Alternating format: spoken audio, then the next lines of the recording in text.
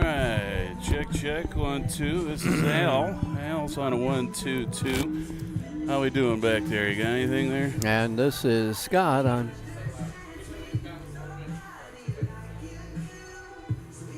Hello, hello, hello.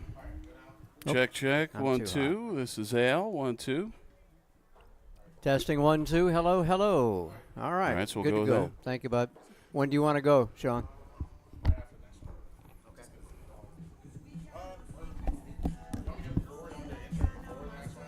Yeah, sure. It's like a little.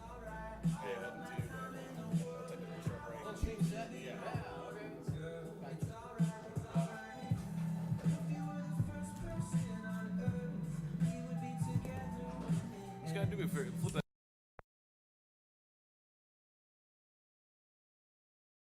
See if there's any. Okay, so that is all. All right. Yeah, you can turn it back off.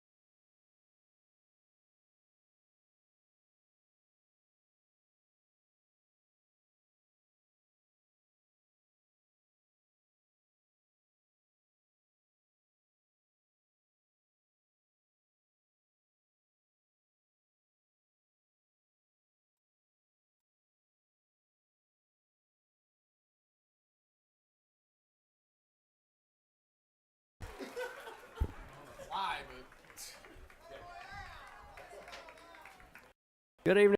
We welcome you live to John Kurtz Field on the campus of Georgia College and State University. At Georgia College baseball, as that's welcome in of North Georgia. Georgia, number ranked Nighthawk, latest poll. That, of course, in the collegiate baseball and the perfect game poll for the Nighthawks. With a conference place with USCA in Peach Belt play. The Bobcats this game at 11-9, 5-5 in Peach Belt. That's good for 7th place now in the Peach Belt. First of 3 games as we'll open up and play again tomorrow afternoon, and then the final Sunday afternoon around 1 o'clock. Bobcats tasked with trying to get some runs off a strong pitcher. Steven is back from an injury and taking care of business for Cantrell's Nighthawks, according to Jason, head coach of the Cats. So we'll be challenged with taking up Steven Bauer. Here's for the Nighthawks. Cruz Taylor will lead off and play in batting. Chase Sutton, second baseman. Batting is Bill Leroy, excuse me. We've got to think about that. We're not sure. We're still working on that one. Abby still calls herself Leroy. Anyway, Josh Profit is the man. He's batting the spot, playing in center field. Nick Larno is the third, batting fifth. Batting sixth is the designated hitter. Batting sixth. Make it seventh. That's Connor Corbett, the right fielder. Batting eighth and playing at first base is Jake Arnold. William Mapes wraps up the lineup at number 9 and the shortstop. And here's Bradley Kamick's first pitch on the outside corner for strike one. And we are underway at the Kurtz. Cruz Taylor with a .337 batting average as he stands at the plate. Cruz, the double last name situation there. Indeed. Or double first name. Or yeah, when I looked at the lineup card, I thought maybe Coach Cantrell wrote it backwards. I thought he was Taylor Cruz. So turns out it's Cruz Taylor. Well, I'm glad you checked it out. 3 homers, a dozen RBI. Slaps on left side. Big bounce for Cook. The shortstop will throw. Did he get him? No. A high looping throw from the shortstop Cook. He took too much time to unload it, and that'll be an infield single. And good hustle play by the left-handed batting Cruz Taylor. That one, that hitting from the left side helped out there. Yeah, it always does. You get those leadoff hitters with some speed and the ability to get that head start in the left-hand batter's box. And if he's a right-hand batter, he's out. If he's, runs as fast as I do, he's out. There's all sorts of things. But Cruz Taylor is instead an infield single. Chase Sutton is the leading hitter for the North Georgia Nighthawks. And he is fourth in the conference with a very nice .396 batting average. He'll slap it foul left side toward the Bobcat dugout. 4 homers, 18 RBI, also a half a dozen doubles and 2 triples on the year. So getting some power numbers in there for the right-handed hitting second baseman. Yeah, Chase, one of the better second basemen in the Southeast, and going to get looks at for all region and probably all American stuff once it's all said and done. This is a real solid hitter that could probably do some stuff at the next level. Bradley Kamick's pitch is down low, and it evens up the count at 1-1. Didn't get a chance to give you the numbers on Bradley, but a fine 2.12 earned run average. He's 3-1 on the season, making his 7th appearance and 7th start. And he's pitched in 4 innings, given up 31 hits, 14 runs, only 8 of them earned, as that one's cut on and missed and pushes the count to 1-2. Kamick with 8 earned runs, like I said, only 8 walks against 40 strikeouts. All that speed that Taylor had getting down that first baseline, he doesn't even have a stolen base attempt yet this year. Not a whole lot of steals on the season, just 9 out of 11 as a squad for the Nighthawks, so not much of a running team.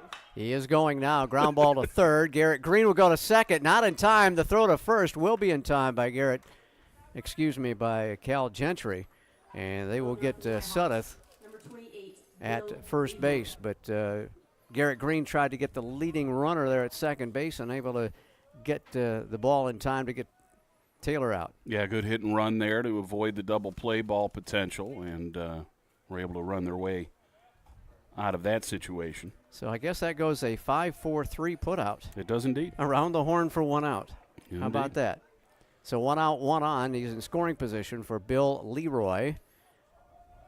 .295 batting average for the junior from Dublin. And the first pitch to him is a breaking pitch, low and away for ball 1. Bill on the season with a couple of home runs, 13 RBI. This Nighthawk squad is hitting .286 as a team with a 24 long balls on the year. And they've scored 125 runs in their first 22 ball games. Kamek with a 1-0. Fastball got the bottom part of the zone, and it's 1-1. Kamek will throw in the mid to upper 80s. He'll tickle 90 occasionally.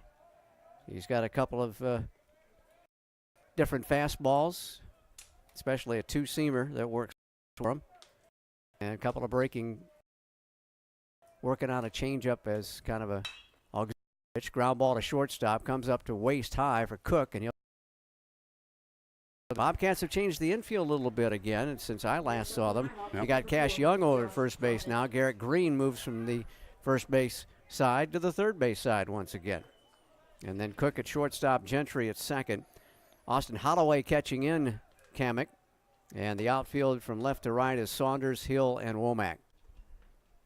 Yeah, good to see Wesley back out there. Didn't start in the final game of the Francis Marion series.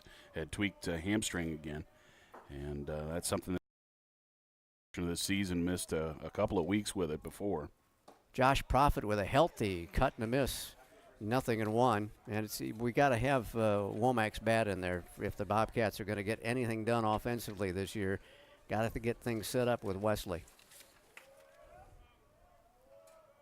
Profit on his season, nice .346 batting average, a home run, 21 runs batted in, and that tops the team.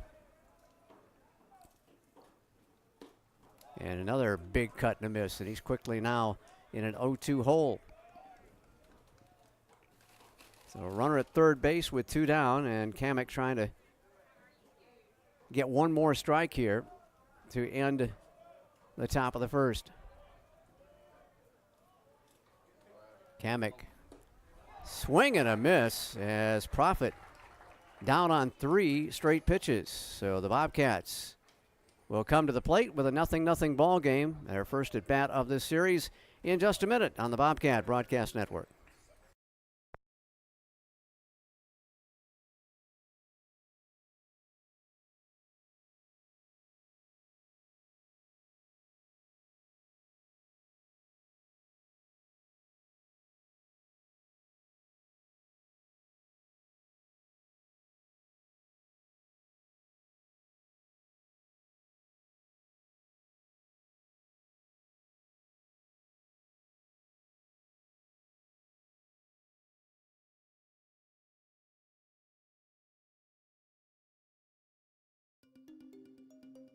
Technologies, careers, society.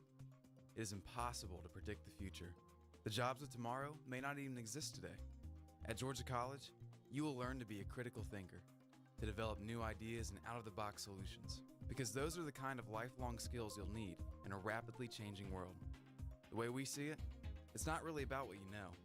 It's about how you think. Georgia College, your public liberal arts university.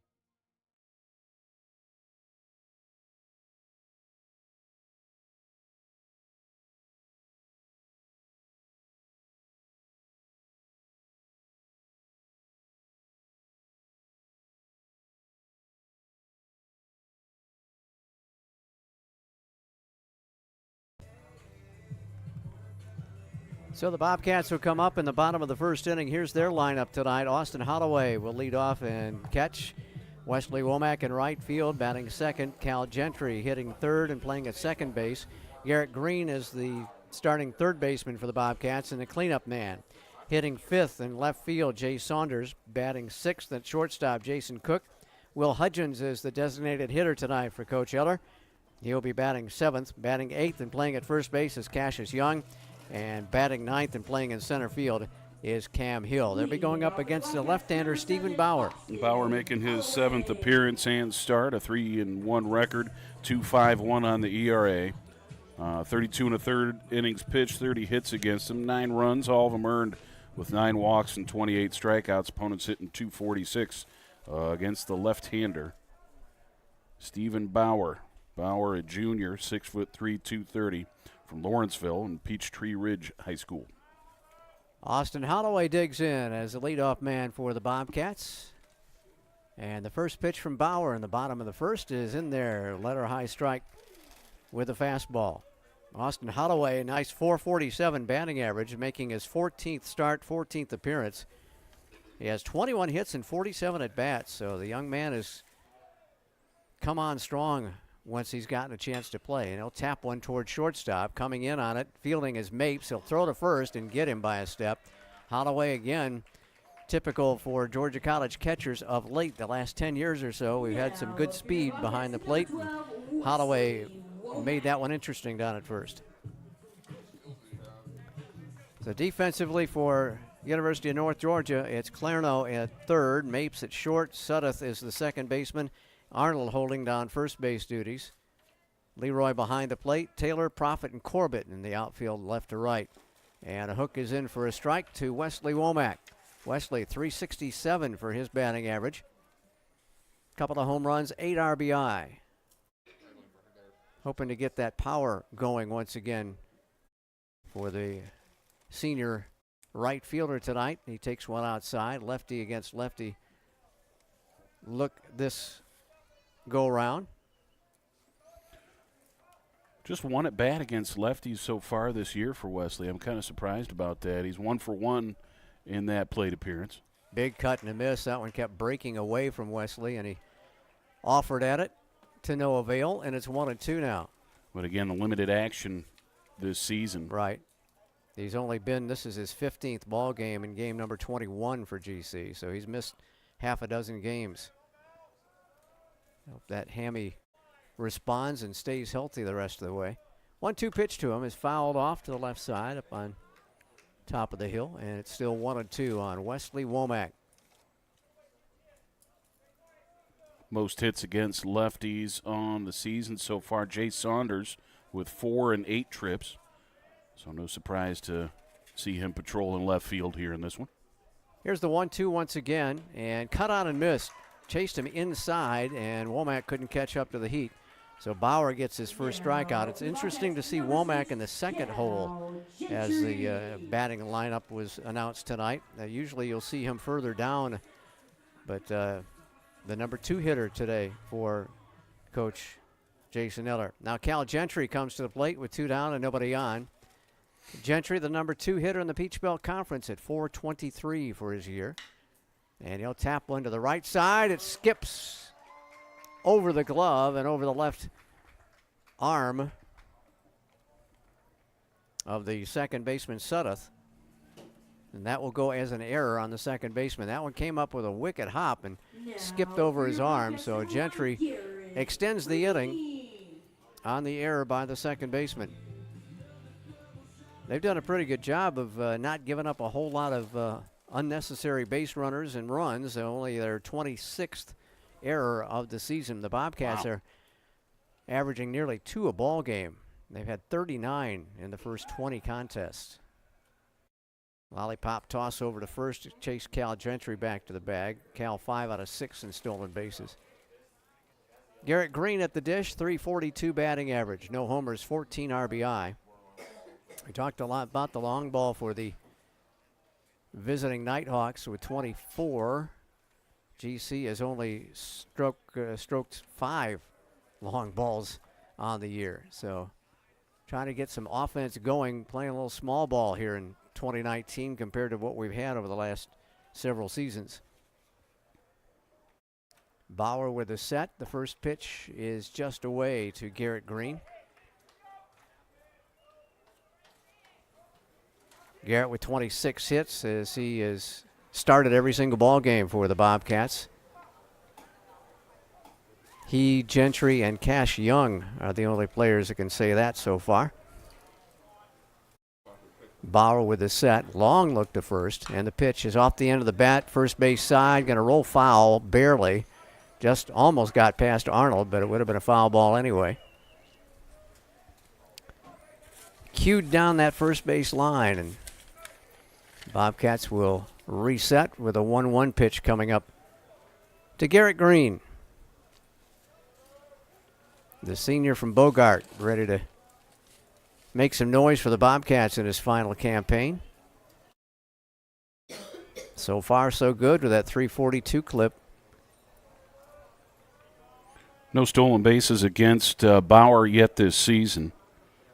0 for 2 our opponents. Ground ball, hot smash, one hot baseman. Long throw across the diamond. Clerno gets Green, and there go the Bobcats in the bottom of the first inning. No runs, no hits, one error, one man left. The score at the end of 1. There's no score. We'll be back in the second inning right after this on the Bobcat Broadcast Network.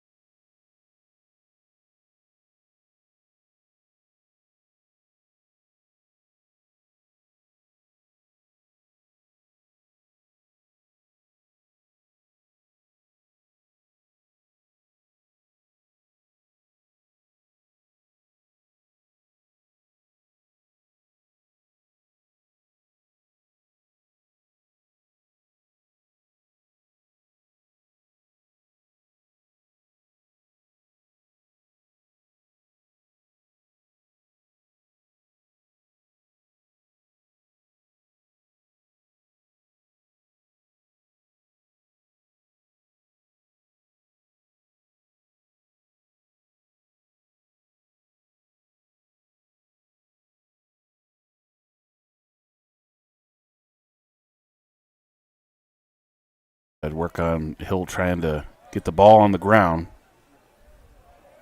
and then utilize that speed to beat things out over at first base.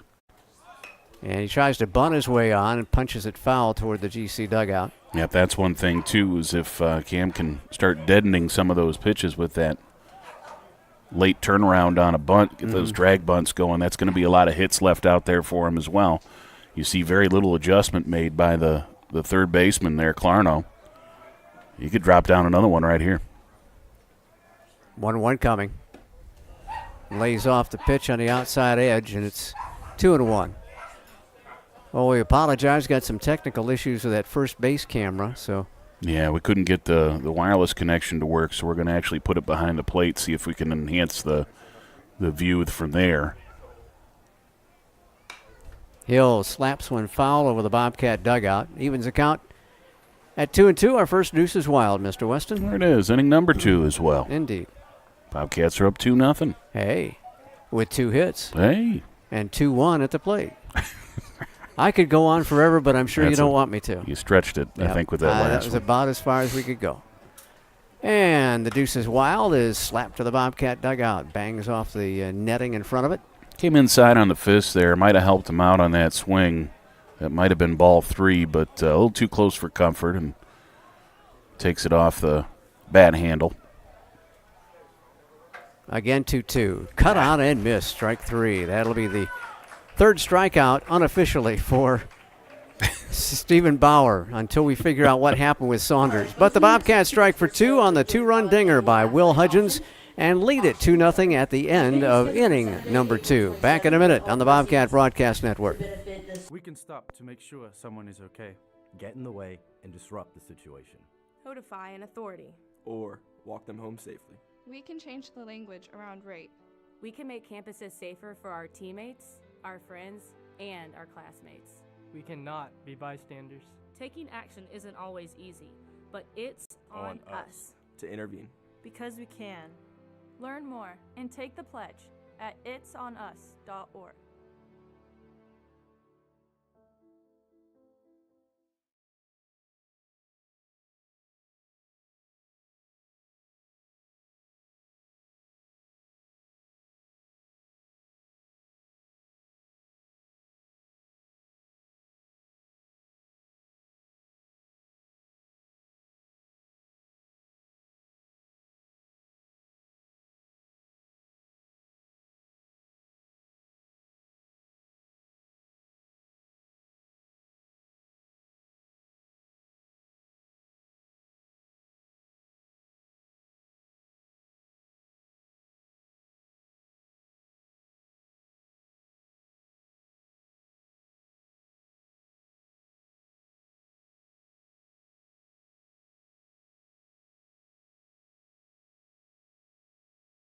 Called there. Third inning rolls around at Kurtz Field with Georgia College on top by a 2-0 count. Jake Arnold, William Mapes, the 8-9 hitters due up, and then back to the top for Cruz Taylor for the Nighthawks. And that one's skied to right field. It's getting foul, and it will get out of play. It was hit pretty well there. Yeah, it was. Womack had a long run to try and track that one down. Jake Arnold with a .222 batting average, a home run, and 8 runs driven in. So Kamek has been staked to a 2-0 lead on the long ball by Will Hudgens. Well, Next the pitch way, up. sorry, Scott, the way Bradley's been going, that might be enough, that 2.12 ERA. We'll take it. Of course, a little insurance wouldn't hurt, as Mr. Carey used to say. Nice breaking pitch, just slammed in there for a strike. My goodness, that thing started toward the third base dugout and just broke like a hook across the outside part of the plate. And it really locked up Arnold. 1-2, and he'll drive that one in the air to left field, but right at almost at Saunders. He goes a few steps. Now, the Nighthawks, number 1, William Mapes. And that was hit right on the screws, wasn't it? I mean, loud out to left, huh? Yep. I mean, if that's pulled or a little bit to right center, that's extra bases for sure. That was hit very well. So that's the first time they've been able to get aluminum on the bat in the last 4 batters prior to him, with 4 swinging strikeouts racked up by Mr. Kamak. Now William Mapes to the dish. Bradley doing a good job working ahead of hitters right now. Yeah, for the most part, he's done an excellent job of doing that. 0-1 pitch to Mapes, and that one's inside and missed the corner. Evens it at 1-1. Mapes a .216 batting average, as he's just missed 1 start this year. Has 3 doubles to his credit. Checks his swing, bouncer dribbler actually to Kamak, and he'll field and flip for out number 2. So Mapes retired. Pitcher to first. Yeah, Bradley went with the changeup over there to first base on that one, the underhand toss. Didn't need to hum it. I think Mapes would like to have that one back again. He really didn't mean to swing. 2 down, nobody on for Cruz Taylor. He had an infield single, wound up at third in the first inning, but Kamak stranded him there. And the first pitch to the lefty is on the inside part of the plate for a strike. Wanted to offer and held up. There's another first pitch strike there, Scott. Went on the inside black this time. 0-1. Misses away. That's the 2-seamer for him. It just got a little away from him. This North Georgia squad went all the way down to West Florida for a pair of games, Tuesday and Wednesday of this week, and there's a hook in for a strike. It's 1-2. They split at West Florida, winning 8-4 and lost 7-3. West Florida, very strong baseball down there. Big cut. Maybe got a piece of it. Yeah, I think he He did. did. Oh. And it was gathered in behind the plate by Holloway for a strikeout. So another K for Kamak. And that'll do it. 1-2-3 go the Nighthawks in their half of the third. And we'll be back in a minute with the Bobcats leading 2-0. This is the Bobcat Broadcast Network.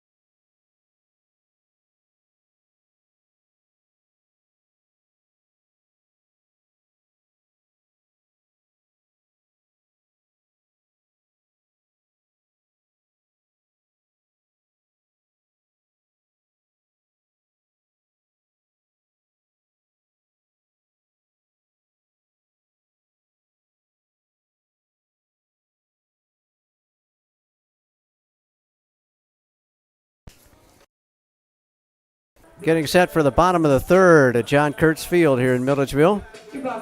Top of the order for GC. It'll be Holloway, Womack, and Gentry with a 2-0 lead for GC against Stephen Bauer.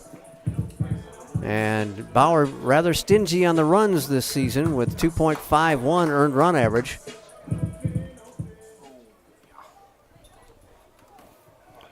But a few on the via the home run, though, huh? Yes, with 4 long balls given up. Holloway right up the middle, almost took Bauer with it.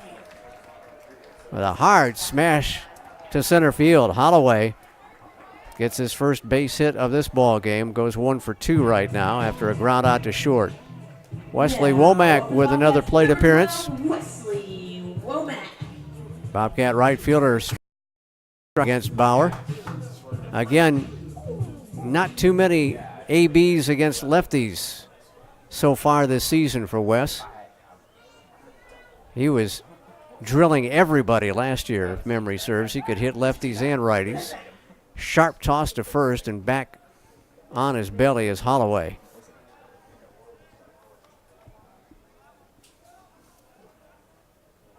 Holloway 4 out of 5 in stolen base tries this year. And that one's blooped to right. Second baseman fields and throws to second. They'll stretch and get the out there. Had to hold up that Holloway to see if it would be caught in the air. And then he was an easy out at second base. So Womack is at first with a fielder's choice grounder. 4-6 on the putout of Holloway for the first out of the inning. And Cal Gentry, who reached on an error by the second baseman in the first inning, will come up. He's got Clarno in at third on the edge of the grass. Lefty to lefty, bounces away from Leroy, but he tracks it down outside the circle toward their dugout. Might have gotten a little mixed up on that pitch, or just got away from Bauer momentarily. 1-0 now.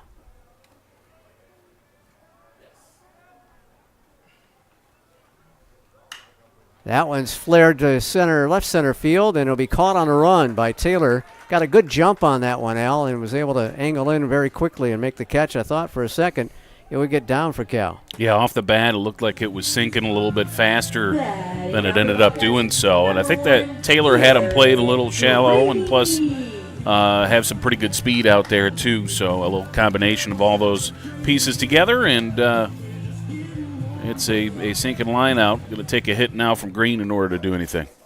Green with a ground out to third baseman Clarno in the first inning to end that frame for the Bobcats. Off the end of the bat, trickled to the right side, got to hurry, and will do so, and just got him foot above the bag. Nice play by second baseman Sudduth to retire Garrett Green. So the Bobcats get the leadoff man on with a single, but can't push him around. And we played 3 with the Bobcats on top 2-0. Al will be with you when we get back to business at the Kurtz on the Bobcat Broadcast Network.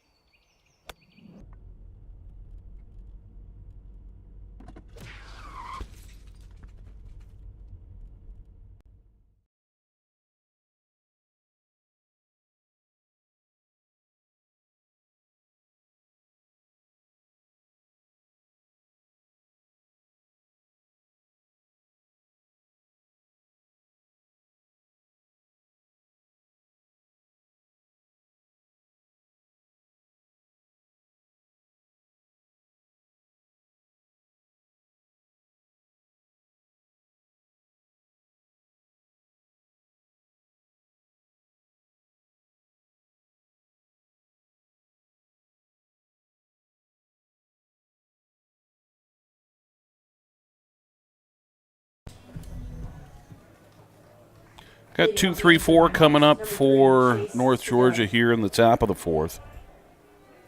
Bradley Kamak is rolling right along here as he's put up 3 donuts so far. And you know what a fan I am of donuts. I'm partial to bagels, too. Sudduth is the second baseman. Had a nice play to finish off the last inning. How ironic it always is in baseball, right? Seems to happen. You get that great play defensively, and you start off the next inning. Leave it to the broadcasters. They always got to mention it, too, when it happens. I know I'd have to turn in my broadcaster's card if I didn't say it. Sudduth takes a strike to start off. He had that goofy play his last time up where he grounded out to third base, so it was that 5-4-3 bit. And it looks like another called strike there, so deep in the hole now, 0-2. Gonna have to get the bat off the shoulder. Got the high sock look, huh? Yeah, very that's. I mean, he's almost got knee coming out there. That's about as socky gets. That one's almost held up. Folks, you're just going to have to wait for the Bobcat sock update. Now, we Yeah, can't get it this early, but we got to I mean, remember to do that it. That is quite the tease there. He looks like, he almost kind of looks like Payne Stewart a little bit, with the, get him some knickers? Argyles going. Yeah, the knickers going. Okay. They're like long shorts at this point. Sky to right. And that's Womack, of course, fading back a little bit. Took all of about 3 steps to grab that one. Great positioning, the coaches would say right there. Yep, that was all had him played coaching. right where we want him. All coaching. Got a little bit of a breeze here at Kurtzfield tonight. As Scott was mentioning before the game, got a kind of front moving in, cooling down a little bit. And right now that breeze is headed toward right field. That may have helped Mr. Hudgens, but I'm going to say that was all Hudgens. Yeah, I believe you're right. I believe you're right. He got all of that one. Leroy up. He grounded out to short in his first trip. Pitch comes in there, and it's taken for a strike. Bill wears number 28. His sister was number 2 for the Bobcats. Whatever that means to you. Bill's a catcher. She played second and right. A little bit of first. She even did a little pitching at one point during her career, but was known for the bat. There's another pitch taken for a strike, 0-2. But she's our all-time doubles leader, all-time RBI leader. There's a real solid chance that she's going to be joining this handsome fella next to me in our Georgia College Hall of Fame at some point. I'm sorry. Yes, I'm not talking about Will. I was talking about you. Lined right at the second baseman. No offense, Will. Maybe you'll get in our Hall of Fame, too. I don't know. But Gentry snags that one for out number 2. Yeah, happy, definitely. And she's in attendance tonight. Is that correct? Yes, right down there, first base line, hanging out with Coach Gradecki. Yeah. Talking over all the successes that she had. I think all 4 years that she was on the squad, the Bobcats went to the NCAA tournament.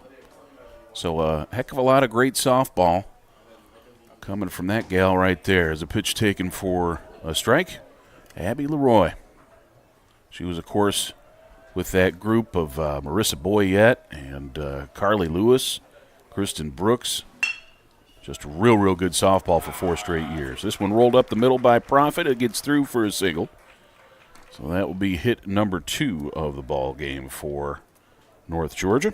Comes here with 2 outs in the 4th. Jason Cook with an effort with a dive to his left, but that was just smoked right past him.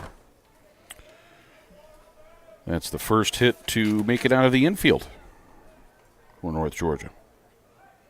As the last single was to the shortstop and beaten out. Thank you, Will. Nick Clarno, strikeout victim in his only trip. That was a part of that 4 strikeouts in a row for Kamak earlier in this ball game. Came with the curveball, stayed inside, going to be ball 1.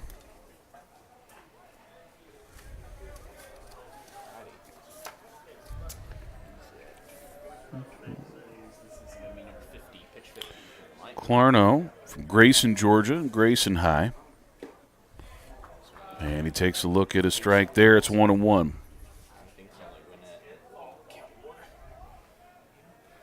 Sophomore. I think he played quite a bit last year. That's a name that I remember because it is fairly unique. So he might be a 2-year starter already for North Georgia. 1-1 pitch is a fastball up. Of course, these two teams last met in the Peach Belt Conference Tournament. Marathon ball game. Win extra innings that Georgia College won in walk-off fashion. Matthew Miller. Yep, Matt Miller. And we got such great relief from Logan Howard. There's a name we haven't had the opportunity to call a whole lot this year. I hope Logan can get healthy. Cut on and missed. And it's 2-2.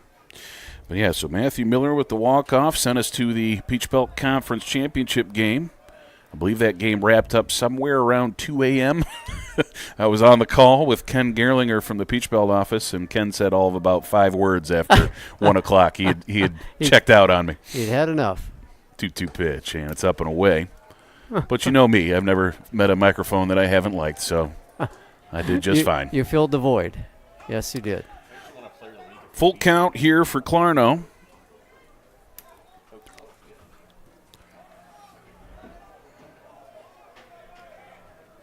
As Kamak hasn't had too many of these today. 3 counts for him. And that breaking pitch is So a walk first. Just a little bit too long.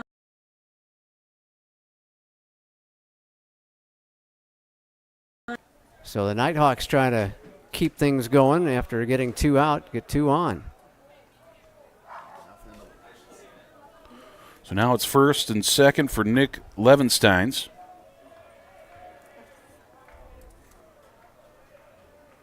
Levenstein's a strikeout swinging his first trip. That one bounces up there. Wild pitch will allow the runners to advance.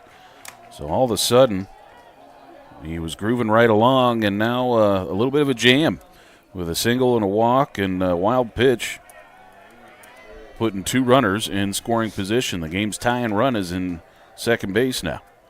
Yeah, all those little things that can kind of stack up on you, and that has been one of the issues for the Bobcats this year. It's not just a whole lot of big stuff. It's a whole lot of little things adding in. Well, when you don't have the offense like we're accustomed to, as that's a called strike, 1-1, over the last couple of years, that, you know, the nation's leading batting average and most runs scored in all of Division II will cover a lot of mistakes. Yes, you can get away with a lot. Inside, and that misses, 2-1.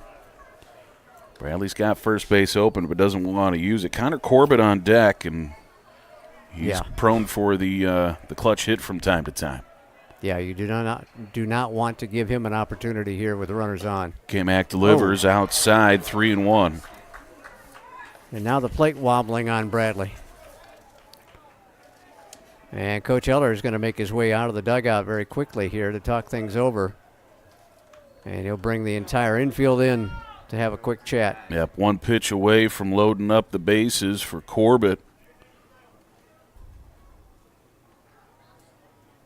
And Coach Eller has assumed more of the pitching coach duties. We do have a pitching coordinator in Kane Keith, but yep, a little Coach different Eller, title. Yep. As Nolan Belcher heads to college at Charleston. He's on the Division I coaching staff there. Nolan did such a great job with the pitchers last couple of years. Indeed. But now Coach Eller, a little more hand spots for the Bobcats, up and down the infield and as well. All right, so that conversation broken up. We got a 3-1 count with 2 down for Nick Levensteins, the designated hitter. A lefty batter. Big, powerful-looking fellow there in that left-hand batter's box. He's all the way on the back chalk, dancing from left to right foot, and a big cut and a miss there.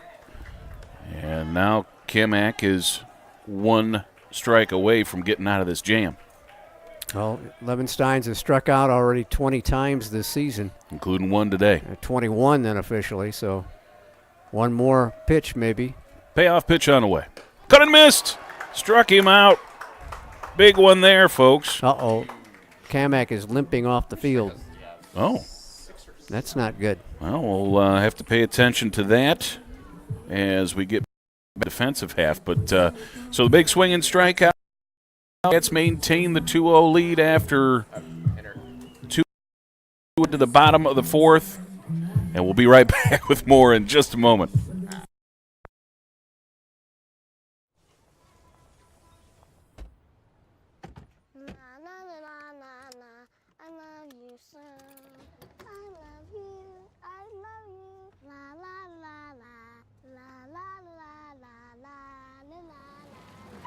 We're here.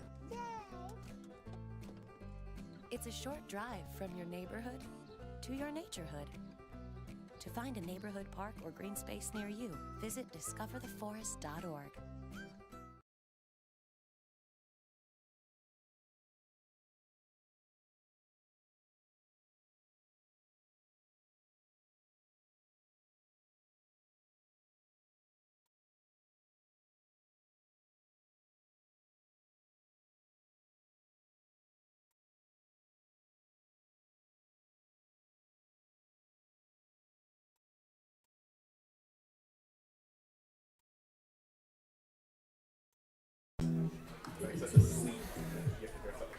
Jay Saunders to lead things off for Georgia College in the bottom of the 4th.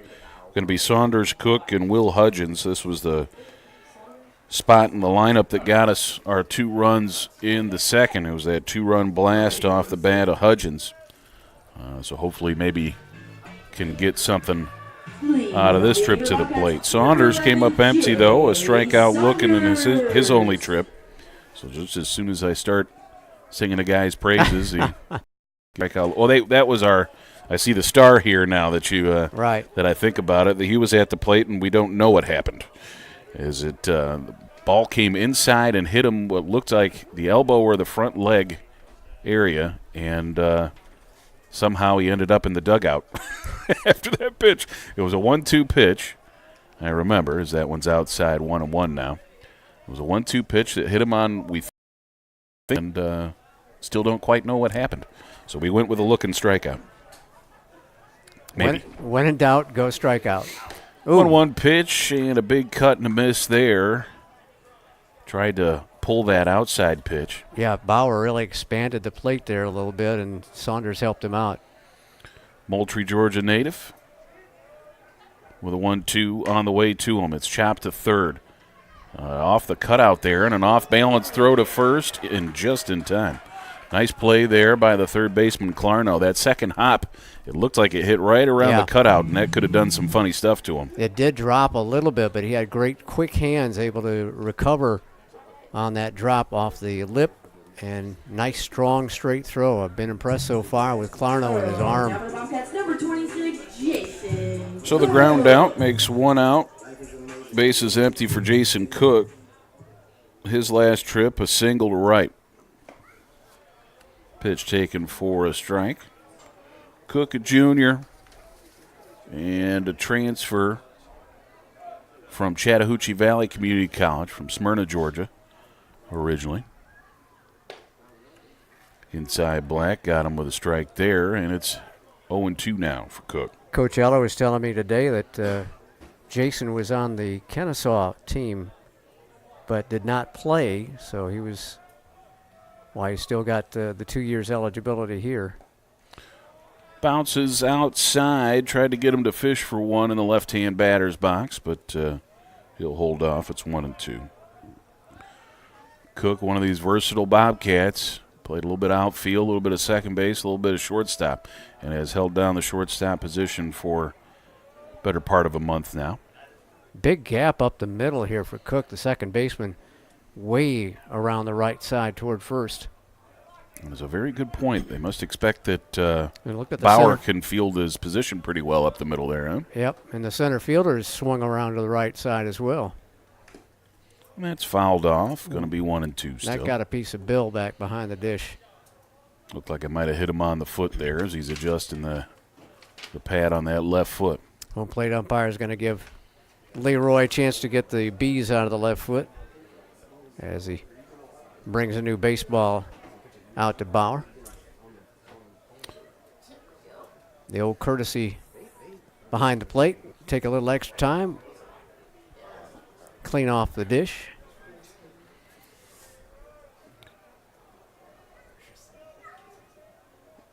Righty batter against the lefty Bauer. Here comes the 1-2 pitch.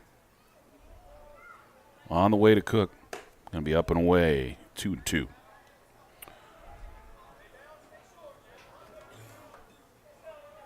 Now the center fielder Prophet has adjusted a little bit. Yeah, I mean, back that's towards center. He's a big gap in left center. I have seen him just dancing around out there in between pitches and moving back and forth on every batter. 2-2 is ripped right where they weren't, right up the middle. Scott called it. He saw that big hole, and apparently so did Cook. And again, Bauer had to really get out of the way of a hard smash up the middle. Otherwise, it takes the cap or the head off. So the single up the middle puts him on first base for Will Hudgens. Hudgens last time up, that 2-run home run to right. He's set up for another opportunity here. Hudgens, Bobcat DH today. Came into the ball game at 250. Pitch taken for a strike. Got to be difficult for a guy to come in his final year of eligibility, just 1 year with a program, and try to make a stand, make a mark, help out the program. Yep, we've had a few guys do that in the last couple of years. We got the two guys, of course, from Armstrong last year, Warren and Slaughter. And neither one ended up being starters toward the end of the year. So it was, they were good pieces for us, but we didn't end up really using them much.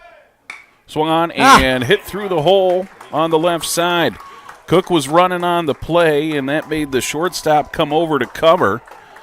And he sent it right where Mapes used to be. So back-to-back singles. It's runners on the corners now. Nice job by Hudgens, the hit and run on, and he was able to steer it off to that left side. Mapes unable to correct in time as he was headed toward the bag at second, like you said, to maybe cover for a play on Cook. And Hudgens just was able to push it past him into left center. And Cook with that great first to third speed on that one, the slow roller to left field. So Young at the plate now. He grounded out to shortstop in his first trip. Runners on the corners and just one down. Like to see Cash get going again. He's only hitting 150 over his last 10 ball games. That is hit to second. The flip to second for one, on to first, and did not get him, so the run will score. Nice stretch by Arnold trying to get that extra inch. Hope he's okay. Yeah, he finally peels himself up off the clay over there, but great effort down the line by Cassius Young to beat out that relay throw. So the fielder's choice drives in a run, and Cook. Going to be another RBI for Cash Young. That's a team high 17 now on the season. And he's on first base now with two down for Cam Hill. Bobcats up 3-0. Hill late on the swing, going to flare it foul up on the hill. Gracious. Hill flares it on the hill. Nicely done. Now the center fielder, Profit, is in left center, and there's just an acre of room between himself and the right fielder. This must be something with the scouting reports, or maybe they don't think that some of these hitters can get around on the fastball of Bauer, but you have virtually the mirror image of what they did to Cook. Yep. Comes inside, hits him on the back. Cam Hill hit by that pitch.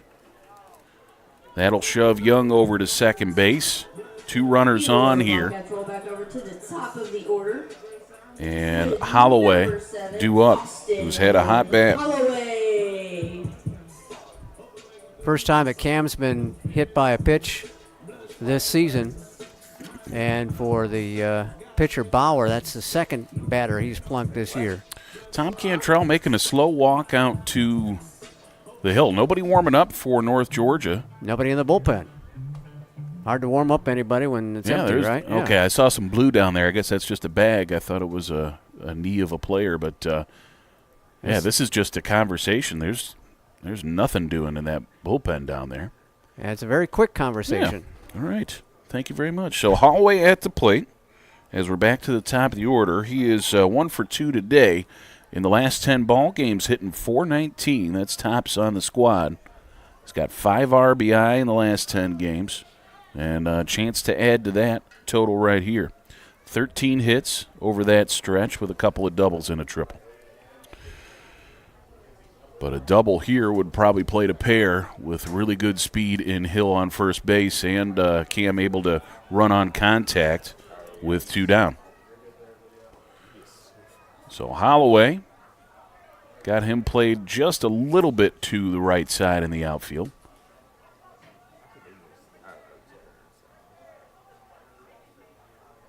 That single was a screaming liner back up the middle. Tried to curveball, stays outside. 1-0. Hill can take an extra large lead there at first base if you like. They're playing behind him. Arnold not even holding him on the bag with two down. The hit for Holloway, I think that was the one that almost took the head off of Bauer, right? Yeah, that was the first duck smash. Underneath it. First smash right up the gut. So Young on second, and Cam Hill on first base. Tried another breaking pitch, looked like, and it stays outside again, 2-0. Yeah, the breaker's just not cooperating on the first two offerings. Just slipping a little bit out of the hand and not quite enough control yet. So Bauer has not been behind too many batters in this ball game. Do you wait for a strike here if you're Holloway? We'll have to see. No, skies it to right, and it looks like Corbett's going to have a beat on it. Indeed he does for out number 3. Hit pretty well, but swung a little bit late on it, I think, Scott, and that caused the fly out. So Bobcats pick up one more insurance run here, as we now have 4 in the books. When we come back, we'll tell you about who's going to be on the mound for the Bobcats. I didn't see anybody warming up, so I think Kamak was okay in the dugout through the break. As you mentioned, he limped off the field last time. But we'll tell you all about that when we come back. Bobcats up 3-0. In NCAA Division II, community engagement is an initiative at all 25 national championships because student-athletes want to give back while competing for a national title.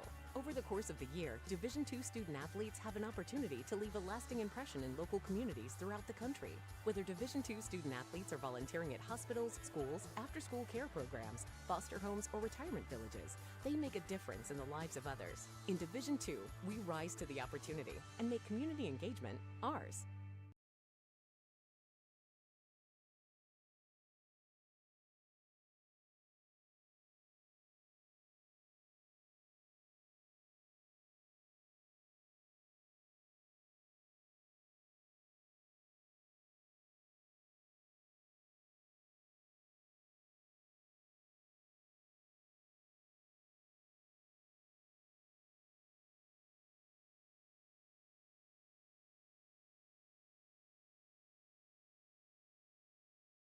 Go ahead.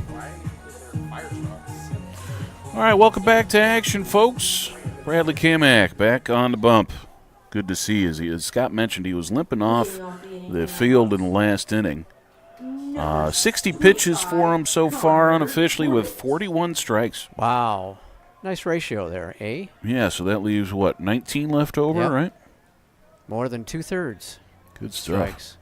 Gotta think that's a recipe for success, and it has been so far with just 2 hits over 4 frames. Big swing and a miss for Connor Corbett to start off. Good to see him leading off this inning and not at the plate when they had the threat going last half inning. Yeah, Corbett was the cleanup hitter in that ball game where we played him last year in the Peach Belt tournament. This is a hit well to left. Saunders was gearing up for a leap there. You could tell he wanted to rob the home run, but he didn't have to. Instead, he catches it with his back against the fence. Yeah, right at the corner of the scoreboard there. And he was ready to sky, wasn't he? He was down on his haunches and everything. He looked like a cat out there. He was, ready to make that pounce. Absolutely. All right, so 1 down. Saunders looking good. Not looking like a catcher out there in left field. But Jake Arnold. Corbett, if he pulls that, is probably out of here. But they hit it to the gap almost in left center. So Jake Arnold now at the plate, a fly to left in his only trip. That was in the 3rd. Swung on, and I think that went croquet right through the legs of Kamak. Let's hope. As that gets all the way through for a single. Arnold hit it pretty sharply, but right up the middle. Hit number 3 for the Nighthawks. Almost call them the Trojans. Oh. That was yesterday, the softball, I think, against Anderson. Yeah, that stays with you, doesn't it? It does. Hey, it does. I used to call them Saints for like 2 years after they changed the nickname. Yep, they used to be the Saints up there when they were Sorry, guys, North I know Georgia you don't like College that. and State University. There you go. I know we aren't supposed to refer to you at all like that, but they still call us Colonials every once in a while, I'm sure. Comes inside with a fastball. This is Mapes, the shortstop. William Mapes was ground out back to Kamak in the 3rd inning. Long look down for the play, see if there's anything going on. Third base coach is way out of the box. Yep, Tom's way back there. That is Tom Cantrell, Is that Tom? head coach. Okay. Yep. Respecting the rip of Mr. Mapes, who looked at a strike.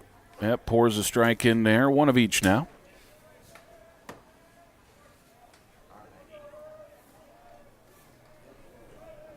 Again, not much to speak of for team speed for North Georgia. Not a whole lot of stolen base attempts on the year. Runner stays put, and there's a cut and a miss. It's 1-2 now. That one was way off the dish, but he offered at it anyway. These Nighthawks in their last conference series took 2 out of 3 at home against Aiken. And of course, the Aiken squad swept the Georgia College at home. Yep. Swung on and skied to right. Womack fading toward the foul line. Will grab that one with relative ease for out number 2.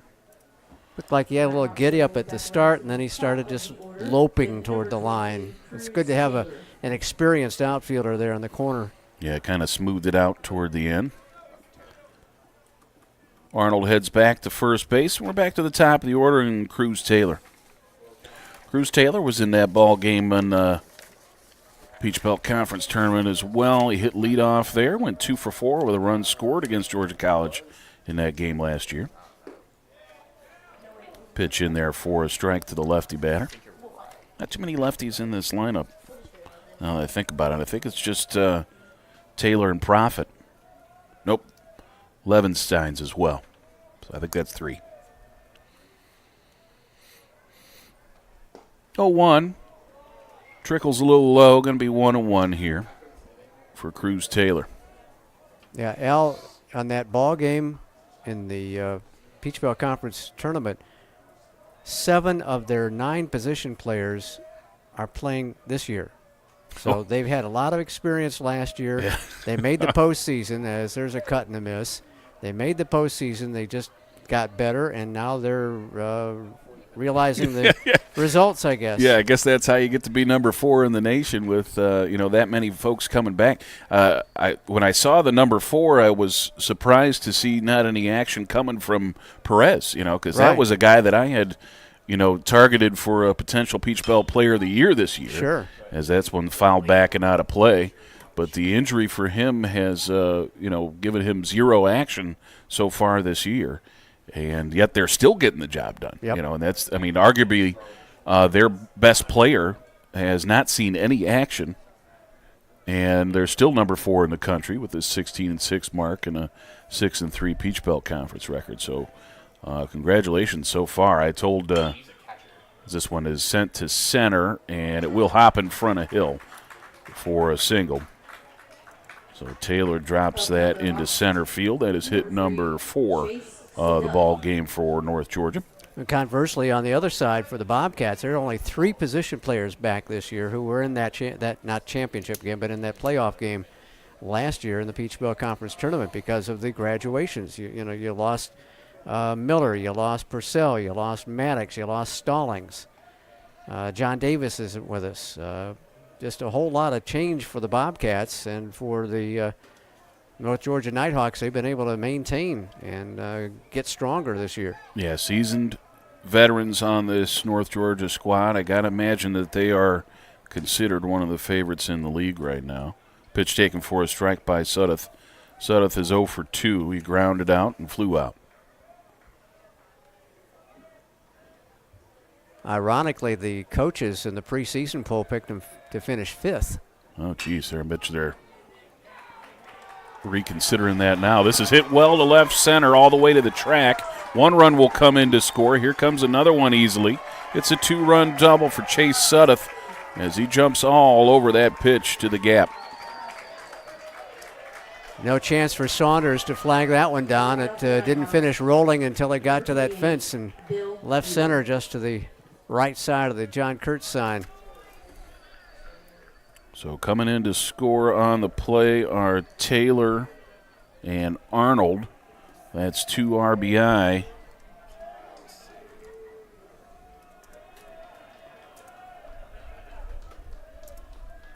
For Sudduth as well. I'll give him 20 for the year. And that one got tagged pretty good. Probably the 3rd hardest hit ball we've had against Kamak, and there's another one.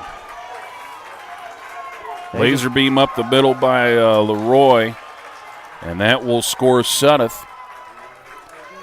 As we are now a tie ball game here with 3 runs coming across with 2 outs. Yeah, 2-out lightning has really hampered the Bobcats here. Kamak was just 1 out away from getting out of it and still leaving a goose egg on the board. Instead, he's given up 3 runs here. And North Georgia traveled well, as you could hear in the background. They have a lot of fans in attendance at the Kurtz tonight. Yeah, that's another part of being the number 4 team in the country, I imagine. That will ensure that folks will come in. So we got Leroy there with the RBI, up to 14 now on the season for him. And Josh Profit, the center fielder, up now. He is 1 for 2, a single in the 4th and a strikeout in the 1st.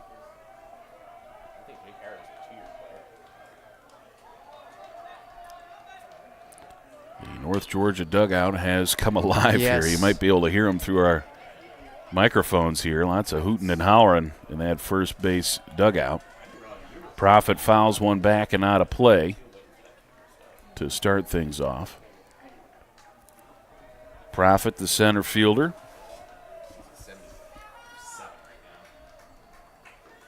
Was set here. And the pitch from Kamak is hit to right field. This is another single. We'll get down. Leroy running on contact. We'll get all the way to base. 7th hit of the ball game. And that is the 5th one in this inning alone. Only 1 extra base hit. They've just been singling Kamak and the Bobcats to death here. So it's runners on the corners with 2 down for Nick Clarno.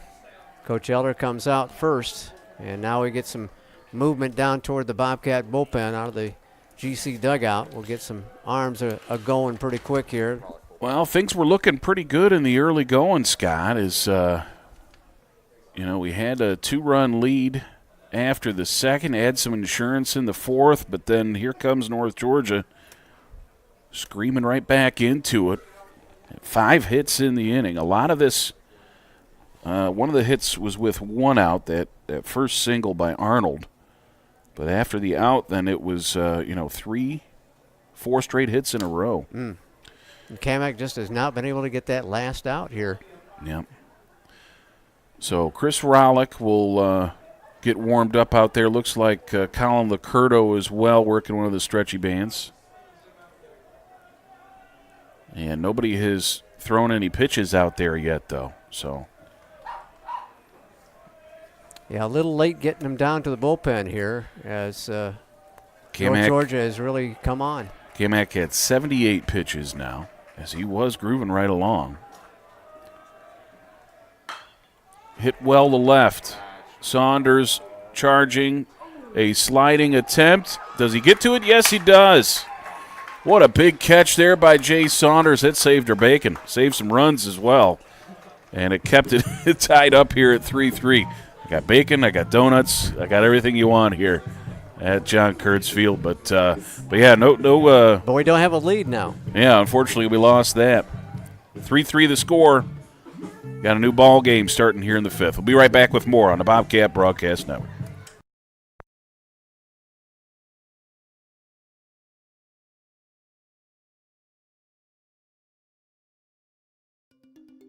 Change is constant. Technologies, careers, society. Georgia College is not about landing your first job. It's about preparing for success in a changing world. From the moment you step on campus, you have an immediate sense of belonging. At Georgia College, learning takes place all around us. Our students are critical thinkers, ready to graduate into a complex world. Georgia College, your public liberal arts university.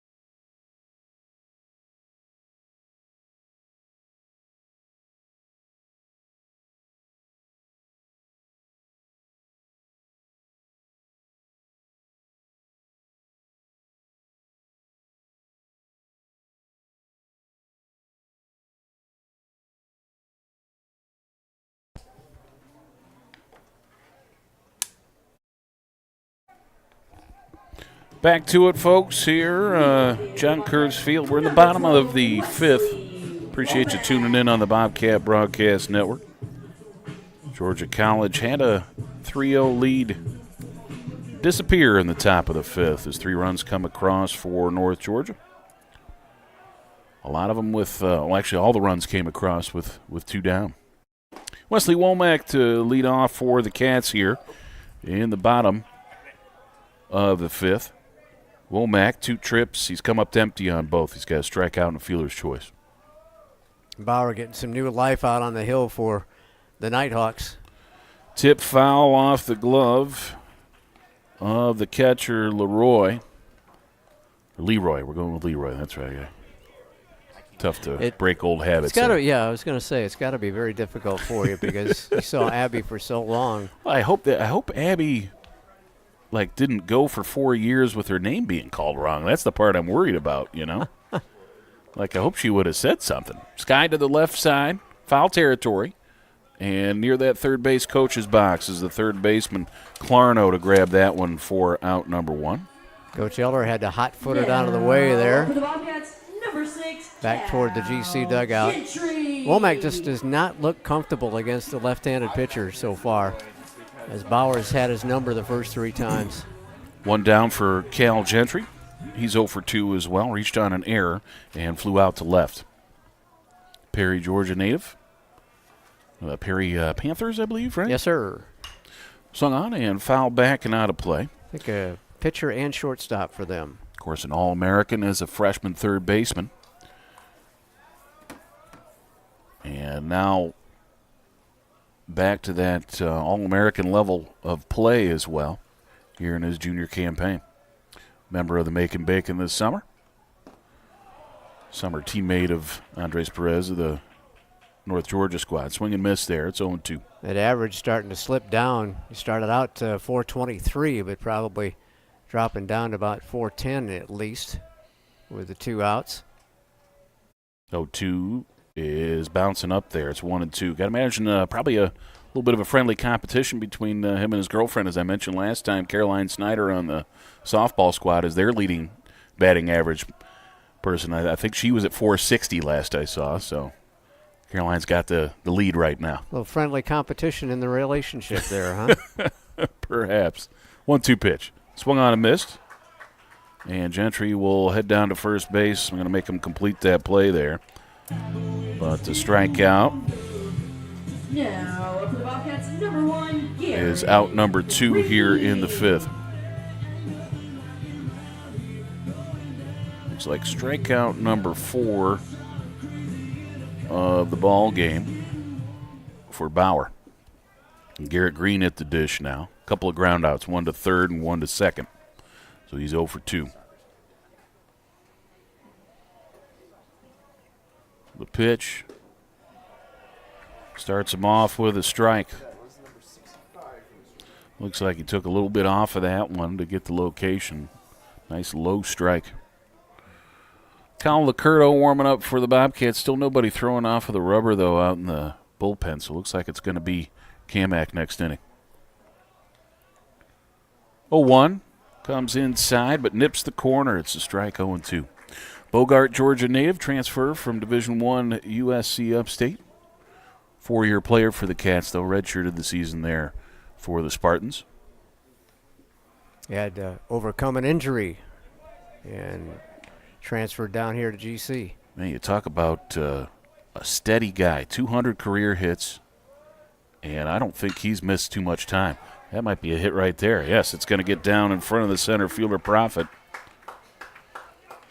But I can't think of Green being out of the lineup very much. You know, even over those 4 years, that's a lot of baseball. I mean, he has seen a lot of innings. That tends to wear on you, and especially if you play a lot of summer ball and you play travel ball as a youth, you know, the innings start to add up on you, and wear and tear and whatnot.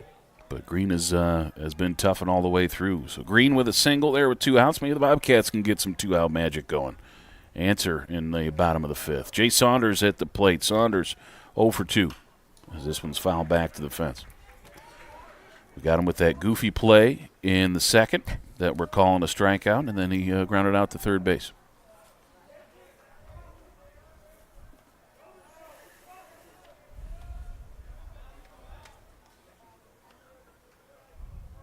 Set here from Bauer. Toss over to first base to check the runner. On the season, Green, stolen bases wise, 1 for 2.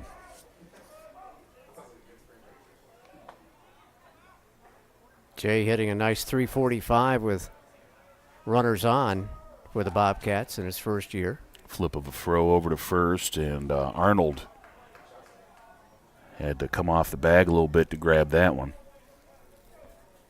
Save it from going down the right field line. 0-1, misses outside. Tried that backdoor breaking pitch. Couldn't get it to snap into the zone. And as you mentioned on that play and by the scoreboard defensively for Saunders, he does not look like a catcher out there. He's a pretty good athlete. 1-1 pitch, and that one's going to stay outside as well. Leroy tried to frame it on the outside black, couldn't get the call. So 2-1 now as Saunders working ahead a little bit. Got a nice gap to work with on the right side as the second baseman has got Saunders played to pull a little bit, and they're holding Green on at first. Swung on and missed. And Jay tried to take that pitch, the outside pitch to right field, but couldn't connect. Deuces wild here at John Kurtz Field. Bobcats trying to answer that 3-run fifth and get back in front here in this ball game. The pitch, foul back to the fence. Going to stay at 2-2.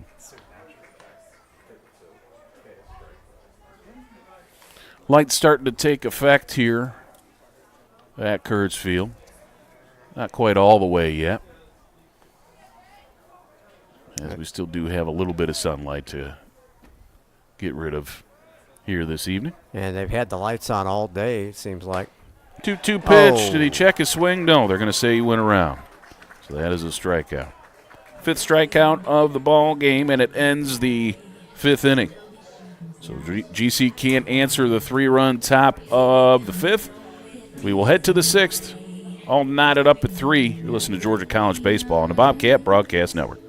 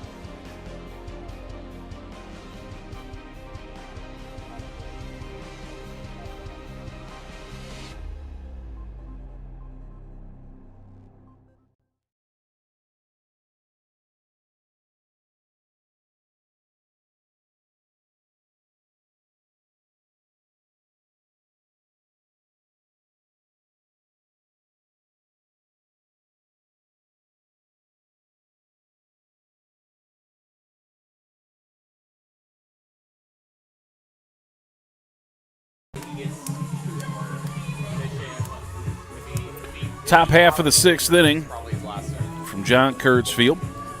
3-3 ball game as we're getting started with a 3-game set with the Nighthawks, number 4 team in the country. Number 39, Nick Levinstein. Got a pinch hitter here, going to be number 30 checking in for North Georgia. That's going to be Brady Eiles.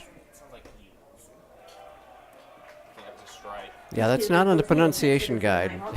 Eiles. Yeah, that's a tough one there. I should have asked about that one. So we will go with Eels until somebody tells us different. Junior from Dallas. 1-1 count on him now. Levensteins was gathering in the loose bats there last time the North Georgia squad was at the plate as Kamak misses again. Yep, low and inside with that fastball. And the Eels is junior from Dallas and Cornerstone transfer. I assume that's a junior college. I haven't heard of it. Pitch taken for a strike. 2-2. Do you know that one? Cornerstone? Nope, I do not. high school is Alatoona. It says Alatoona. Yep, Cornerstone's got to be his last school. Oof, just off the outside edge, and that's a walk. So Eels will head down to first base, and Corbett is due up here. Doubt they'll pinch hit for him. No.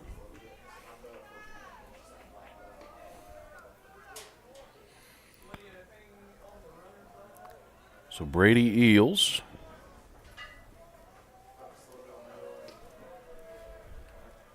At first base now, the leadoff walk. And does that get the bullpen going a little bit more hot and heavy out there? Pitch comes in, thought about a bunt, pulls it back, and takes a strike. Corbett. Well, if it's okay. So Will's telling us Grand Rapids, Michigan is Cornerstone Junior College. Interesting. Had not heard that. All right, so Eels over at first, and Corbett 0 for 2 today. Going to try and get this bunt down. Instead, he fouls it off. 0 for 2, 0 and 2 now the count. Corbett without a sacrifice bunt so far this season. It's unusual that Coach Cantrell would probably ask him to do so here, but you want to get that go-ahead run in scoring position. Got lefty-righty arms working in the Bobcat bullpen. Got Colin Licurdo and Bradley Spinner. Couple of seasoned veterans out there. 0-2 pitch. Swung on late, foul back and out of play. Put a good part of the bat on that one, but fouls it off into the softball diamond behind us here. Yeah, Kamak almost snuck the fastball past him, but Corbett with good, quick reaction, able to stay alive. So Soperton's finest with another pitch here to try and pick up a strikeout. Nope, going to toss over to first instead. Check Eels. Eels on the season. No stolen base attempts for him. Again, not much running for North Georgia as a squad. Just 9 stolen bases in 11 tries. I'll give you a comparison point. Georgia College with 27 in 34 tries. Don't know what Connor was looking for there, but it wasn't what he got. So a called strike 3 to finish off Corbett. And that is strikeout number 7 in the ball game for Kamak. Couldn't have come at a better spot right there. 1 down. Jake Arnold, the first baseman, up now. Arnold started the trouble an inning ago with a 1-out single. Came around to score. He's 1 for 2. Toss to first and back on his belly again is Eels.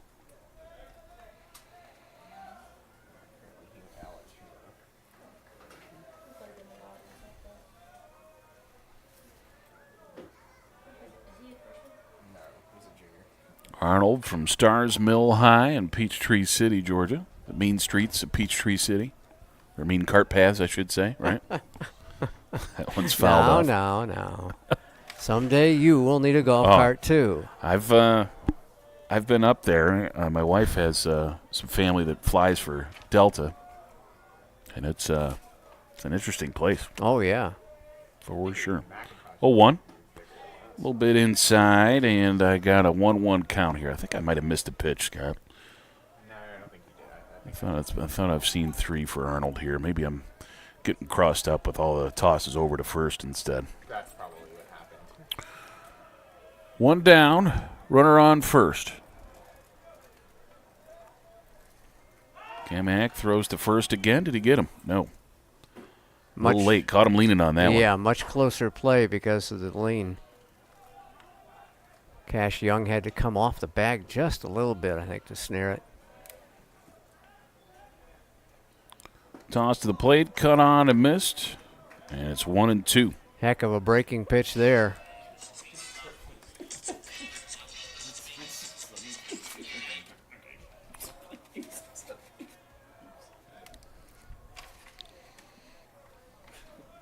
Be nice to get a ground ball here, get out of this inning.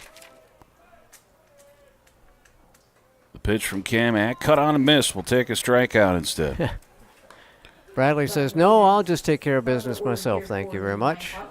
Strikeout number 8. Sorry, Scott. That's okay. I was just saying he's coming back to where he started this ball game with a little bit more command and presence out on the mound. So 2 down. Runner on first for William Mapes, the shortstop. He's 0 for 2 today.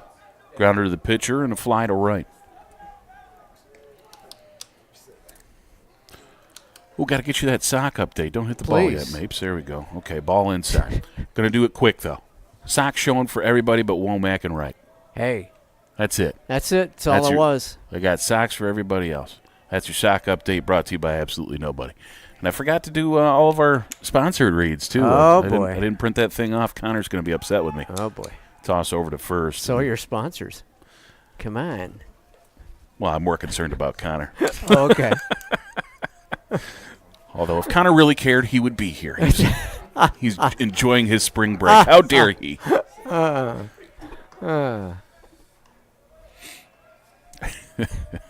Yeah, we tease the sock update, and it takes 10 seconds. Pitch taken for a strike. Yeah, see, that is disappointing. But I wanted to make sure sort I got of like a 1-1 some other count things here. that's happened to me in my life. Wanted to make sure I got it in. Well, yeah, because who knows? Mapes hits the ball here, and that's the end of the inning. And now it's back to you. Yeah, I mean, I understand. What do I do then? I understand. I'm with you, pal. People just, on the edge of their respective seats by their computers at home, wondering when that sock update's going to happen. That was fouled off there, 1-2. I know it's a fan favorite. I'm sure. People have said. Oh yeah, I mean yeah. You get emails. Yep. Tweets. Yep. The internet is a buzz. It's a buzz. Where's my sock update? Where is it? 1-2 the count here.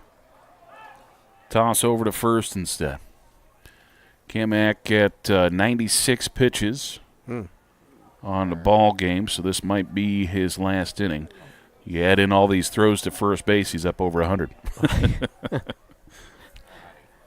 He started last inning at 60, and now he's up to 90+. This is hit well down the left field line. Fair or foul, it will get down in foul territory.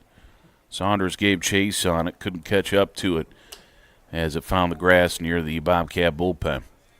Speaking of which, still got Spinner and Lacurdo warming up out there.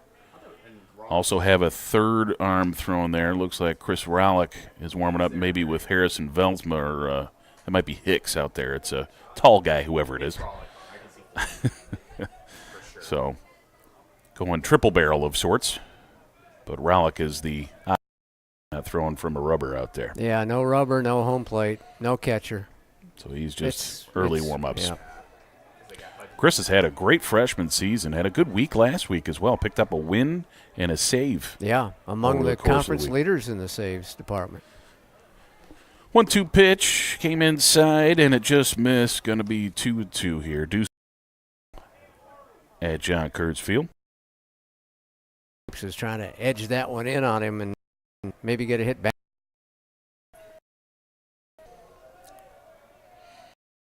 So Young holds the runner. Eels at first. That here from Kamak. Bounces. The drama builds a little bit here. Run, standing on first base. And Bradley would like to leave him right there. Calling a lot of breaking pitches here. And sometimes they're working for Kamak. Sometimes they don't. He's got a couple of different hooks. You said slider and curve, right? I think he does have a slider and a curve. And we've seen what looks to be a changeup. Going to go behind the runner. Eels over there as he's going to get in motion here with the full count. Chop to the right side. Hops up nicely for Gentry. The throw to first in plenty of time. And the Bobcats are out of it.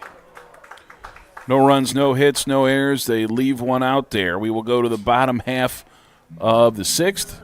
Georgia College and North Georgia all knotted up at 3. You're listening to Bobcat Baseball on the Bobcat Broadcast Network.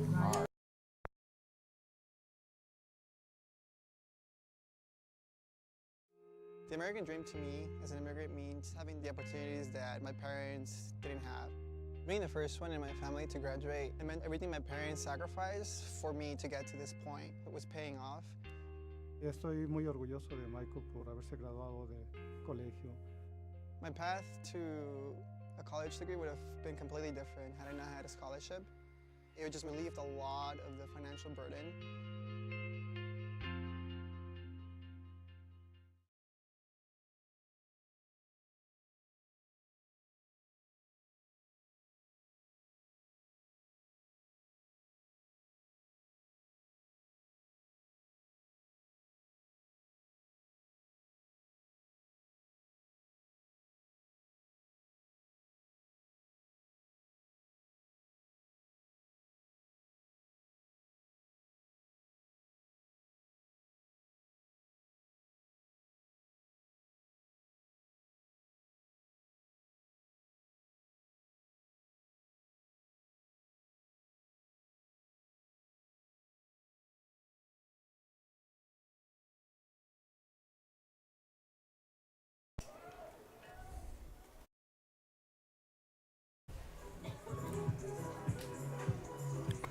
Back to action here. Got Cook to lead things off. Going to be Cook, Hudgens, and Young due up. 2 hits for Jason today. 2 runs scored as well, as he's got 2 of the 3 times that the Bobcats have touched the plate today. Squares to bunt. Gets it down the third base side. Bowers throws the fastball over to first base to get Cook. Not a bad idea. Tried to catch him napping out there. Next up for your Bobcats, number 16. I couldn't deaden it enough, Al. He got out there a little too far, too fast. Aluminum bats are tough to bunt with, you know? It sure is. I mean, it's hard. You don't want to pull it back because that could foul the ball off or send it some weird angle, pop it up. But you can't push through it too much. It's just one of those things where you got to get it just right. Will Hudgens also 2 for 2 today as that pitch misses inside to him. A 2-run home run in the second and a single in the fourth. Good to see that bat getting going. He's had more opportunities of late and back in the lineup for the Cats. Swung on and fouled off. Going to be 1-1.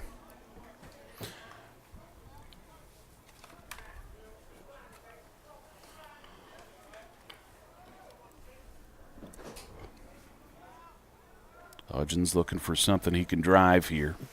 Got a big gap to work with in left center. Pitch misses low. 2-1 now to the senior from Dunwoody.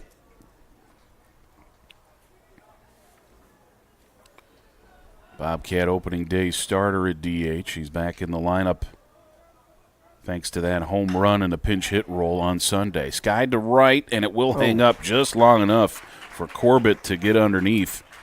I thought that was going to get down, maybe rattle around in the corner, but it stayed up in the air just long enough. Great break on it by Corbett. He knows how to play it out there and able to come in very quickly and make the grab about knee high or so. Number 4, Cassius Young.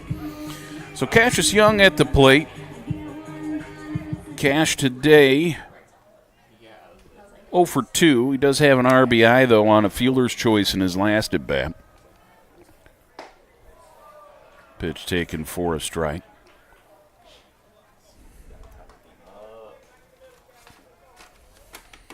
Bobcat first baseman, sophomore from Marist High. The 0-1 on the way to him, came inside near the fist, kind of backing out of the way of that one. It's 1-1.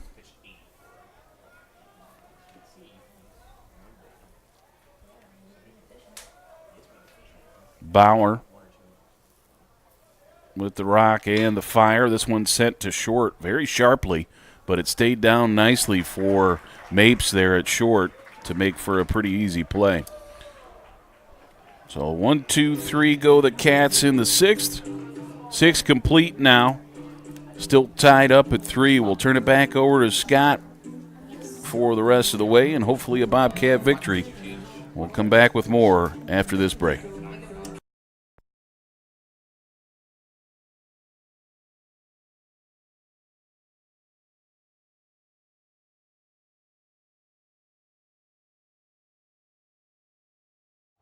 Hey, Banks.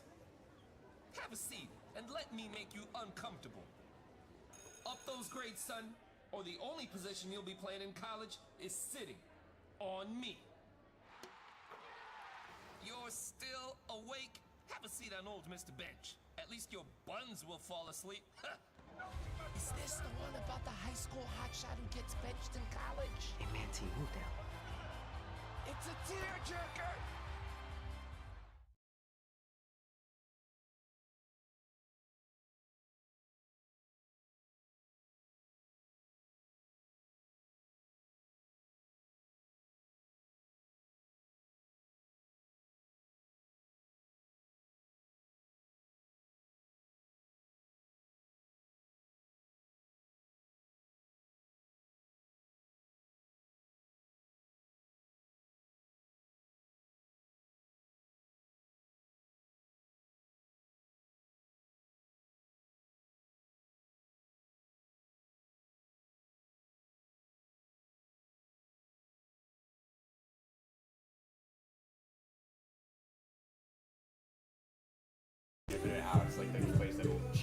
We go to the 7th inning, and we're all tied up at 3 apiece, and the hits are now tied up at 7 apiece. A scoring change for you as the official score has ruled that the error charged to second baseman Suddeth on the bat, off the bat of Cal Gentry in the first inning, actually will go as a single for Gentry. So. Yeah, I was looking at that. Thankfully, due to the broadcast, I was able to take another look at it on the video, and it did take a funny hop on that second baseman, so we're going to readjust that one.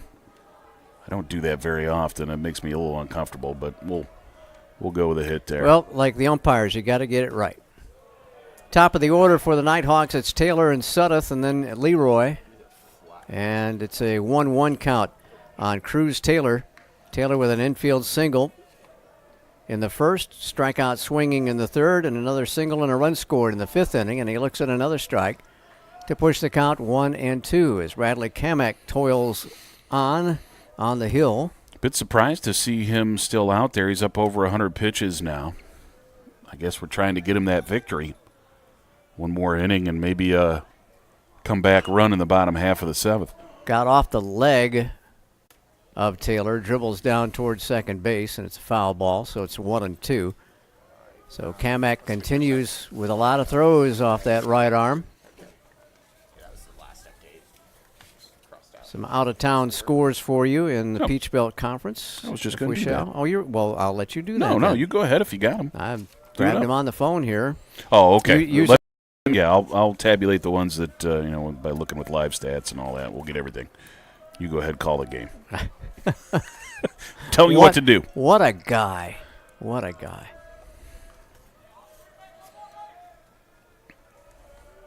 Taylor awaiting 1-2. And he lifts one foul out of play back to left toward the house on the hill. And looks like Augusta knocked off Flagler big time earlier today, 17-6.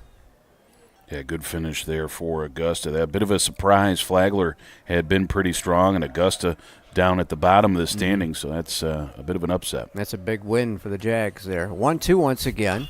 Chop foul as he yanks it to the left, the right side this time. Southwestern and USC Aiken getting underway at 6 o'clock tonight. I don't have any report on that one as yet. Oh, I got you that one. It's 1-1 in the 7th. Thank you. Your live stats are better than my live stats. Perhaps. Young Harris had their ball game with Francis Marion postponed up there in the mountains because of the rain or threat of rain. Got a 5-2 score in the top of the 7th. Lander on top of Columbus State. Columbus, one of the nationally ranked teams in the conference, so that would be an upset as well. Part of the reason for the 5-2 lead might be this note that I'm seeing at the bottom is Aramark is serving beer and wine at the game. So up there in Lander, okay, they got the booze flowing, there and they're go. up 5-2 Boy, are they loose, on huh? Columbus State. That one skied left center field. Saunders will reel it in as Cam Hill was right beside him just in case. So Taylor skies out. Chase Seduth. Seduth comes up. Chase is the second sacker. Has a double to his credit in 3 trips. Had that rare 5-4-3 put out in the first inning. And the Bobcats tried to get the runner at second on a ground ball to third. Couldn't do it. He just hit it so sharply. Yep. That wasn't able to get something. Originally on the schedule for today was UNC Pembroke and Anderson. Doesn't look like that action is going to be played. Maybe they got washed out. I know they were at Anderson, so I think that rain swath that went through the northern part of Georgia might have headed that direction as well. Seduth got himself a strike on the outside corner. I'm not sure if it is Suduth or Seduth. At least by the pronunciation guide, looks like the emphasis on doth. And looks at one high and inside. We'll just call him Chase, just to make sure, I guess. Yep, Chase is 1-1 right now. Yeah. And Bill, either Leroy or Leroy, is awaiting another plate appearance. We got Eels, the new DH, I assume. 1-1, caught on and missed. Good heat from Kamek that time. Bradley, I got him up over 110 now. Looks like 111 with 79 strikes. You got him for 7 strikeouts, or is it 8? I can't. Not sure. Yeah. Yeah. I think we got 8. I think you're right. It is 8. There was one back in the 4th inning. Racked up 4 in a row in the first and second innings. Yeah, so got half of them in one stretch right there. Ran into trouble in that 5th inning when the Nighthawks jumped on Kamek and the Bobcats for their 3 runs. 2-2 pitch. Fastball missed inside. Backed him off the dish. So a full count to Chase with a 1 out, nobody on. Nighthawks looking for their 17th win of the year and their 7th in Peach Belt Conference play. They've had a good road record so far. They're 7-2 away from Dahlonega. Of course, the Bobcats played on their surface once this year. It didn't miss by much, did it, Scott? No, it did not. That's why I dropped the pen. You may have heard the click. Second walk surrendered Leroy. by Bradley Kamek. Yeah, we had to wind up playing that last game of the only game that we could salvage of the games against Young Harris. Coach Cantrell was kind enough to allow the Bobcats and Mountain Lions to play that ball game on their artificial surface. Yeah, of course, the drainage there a lot better on that surface, and I believe they played at least one North Georgia game earlier that day, so we were waiting for them to finish up so we could jump in and finish off on the doubleheader. Fouled toward the Bobcat dugout. Not a whole lot of work that needs to be done, I guess, between ball games on that surface, right? You actually, you still drag it. Oh, do you? Believe it or not, because they have those little black pebble pieces, like those rubber pieces, and they can kind of shift around, much like dirt would. So, so you get the drag out, and you do it, just like you would on a baseball, but you do like the whole surface. It's pretty interesting. But they have the, of course, the artificial surface softball, as well. And so I've been there a couple of times for we had played a ESPN 3 ball game there against them, and then of course some postseason stuff against North Georgia, as they're always very good in softball. And so I noticed in between games they would go out there with the tractor and still drag it. I thought that was very interesting. Curve missed away, and the Bobcat umpire is a little concerned about that call. Yeah, but all 3 surfaces right there in a row on that, they're all artificial now, as they have a soccer with that same turf as well. So they just did it all at once right down the line, and I'm sure that has helped out quite a bit for situations like that one right there when you have some weather. 1-1 pitch, over but low, and it's 2-1. Kamek, again, not missing by much here in the 7th inning, but is missing. He's got to be getting a little bit tired I here. would think. Got 114, make that 117 pitches. You got Lacurto still warming up in the Bobcat bullpen. He's thrown almost a complete game out there. 2-1. Fastball gets away from Holloway. I think we'll go wild pitch there, Scott. And that'll chase the go-ahead run into scoring position at second base for Bill Leroy. Leroy with a hit in 3 trips. That hit came in the 5th inning. The single brought in his 14th run of the year. Now he's got a chance to break this deadlock. Yeah, how long of a leash do you give Kamak here? That's the question in the dugout right now, and Holloway will trot out to the mound and maybe add a little extra time to the folks in the bullpen. One thing to consider on deck, I believe they have a lefty. Yeah, Prophet's swinging from the left side. So with Bradley Spinner ready to go, maybe this is the last hitter for Kamak, and you bring the lefty in to get the lefty. We'll have to see. Only one down, that runner at second base with a tie ball game, getting late at the Kurtz. As GC tries to take one away from a team that's above them in the Peach Belt Conference. Kamak with a set, long look to second. 3-1, tap foul. Leroy swinging from the heels on that one. Yeah, trying to get something to the gap that would score a run and put his team ahead for the first time today. Boy, Saunders is deep in left field. Yeah, Hill pretty shallow comparatively in center. That's true, but they're pretty straight up in the outfield. And Womack rather shallow in right as well. Kamak deals the payoff pitch. Tap foul toward the Bobcat dugout. Coach Cantrell just waves at it as it goes past. Leroy not getting cheated there at the plate. Spoiling off a good one, and we'll fight to another pitch here. Bobcats and Nighthawks again tomorrow. 2 o'clock first pitch. We'll be on the broadcast just a few minutes before that. And then a 1 o'clock Sunday afternoon ball game to wrap up the series. We go 3-2 once again. That was hit in the air to center field. Back on it is Hill.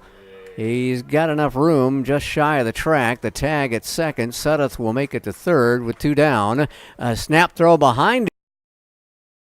Tag a little too far.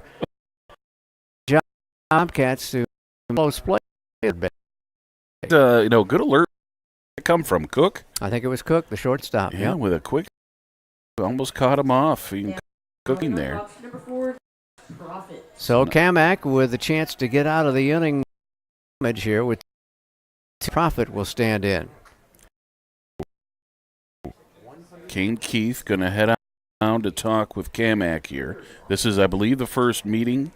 First visit, yep. But they're already made the call. Yeah, we've got half of the bench out, so we're going to make the change. So we've got a timeout as the Bobcats go to the bullpen. We'll tell you about who's coming on in just a minute when we get back to baseball at the Kurtz on the Bobcat Broadcast Network.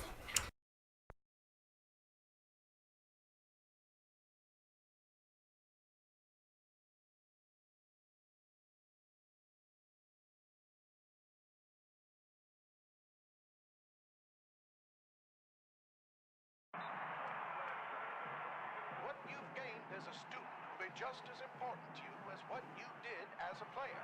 As long as you know that you made the effort to do the best of which you're capable, there's no failure. Success on 3. There are over 400,000 NCAA student athletes. And just about all of us will be going pro in something other than sports. I knew that there was an opportunity to have my college paid for if I was good enough to play baseball at that level. That was going to make a big difference in my family. D2 baseball gave me an opportunity to play at a high level and to get an education that's going to be valuable for me throughout the rest of my life. I chose to take my experience of being a student athlete and pursue that within my career and to get a master's degree If I wouldn't have had a baseball scholarship, there'd be no chance that I'm doing what I'm doing today.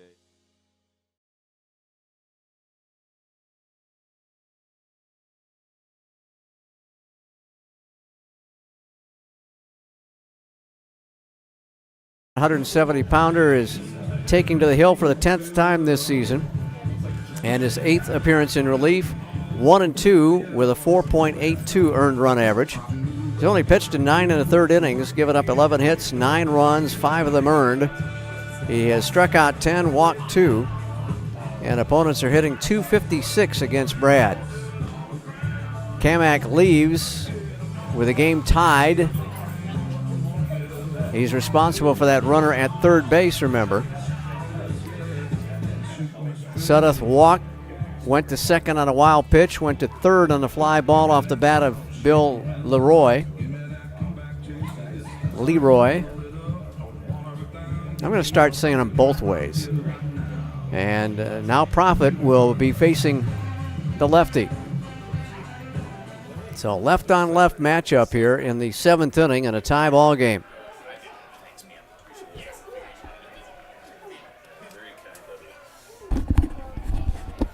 And for Brad Spinner, against left-handed batters, he's at .250 batting average, 2 out of 8 against him.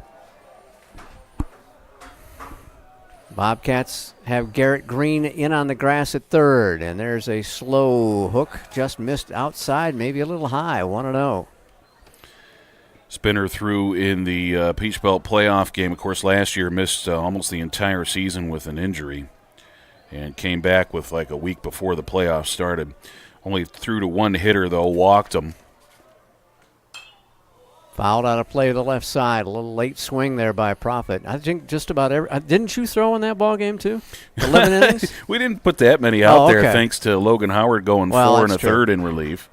Guthrie went 4 to start, but we added Amison, Spinner, and Perry Keefe out there as well. So a 1-1 count on Josh Prophet. Off the fist, foul to the left side. It's 1-2 now. So Spinner, opportunity to slam the door on the Nighthawks in a tie ball game here at the Kurtz. Big out here, it would be huge. Huge. I don't know if this is just a one-batter outing for him. If he, would happen to get on, do you go to Lacurdo then next with the righty on deck? I have to see.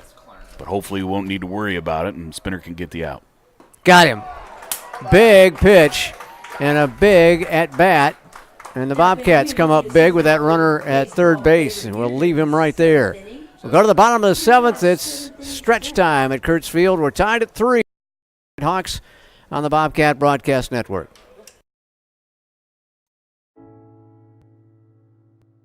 I guess sometimes things just happen. Devastating things. Your whole world changes in an instant. That's what happened to me the day my mother had a stroke. I'm Paul George, and I want you to spot a stroke fast. F, face drooping. A, arm weakness. S, speech difficulty. T, time to call 911. Protect the ones you love. Spot a stroke fast. We often get the question, where does the money go? More than 90% of NCAA revenue supports 89 championships and more than 1,100 member schools that give $2.7 billion in scholarships each year. Look around you. There are more than 450,000 student athletes competing every year, succeeding on the field, in the classroom, and in life. Bottom line, we put our money where our mission is.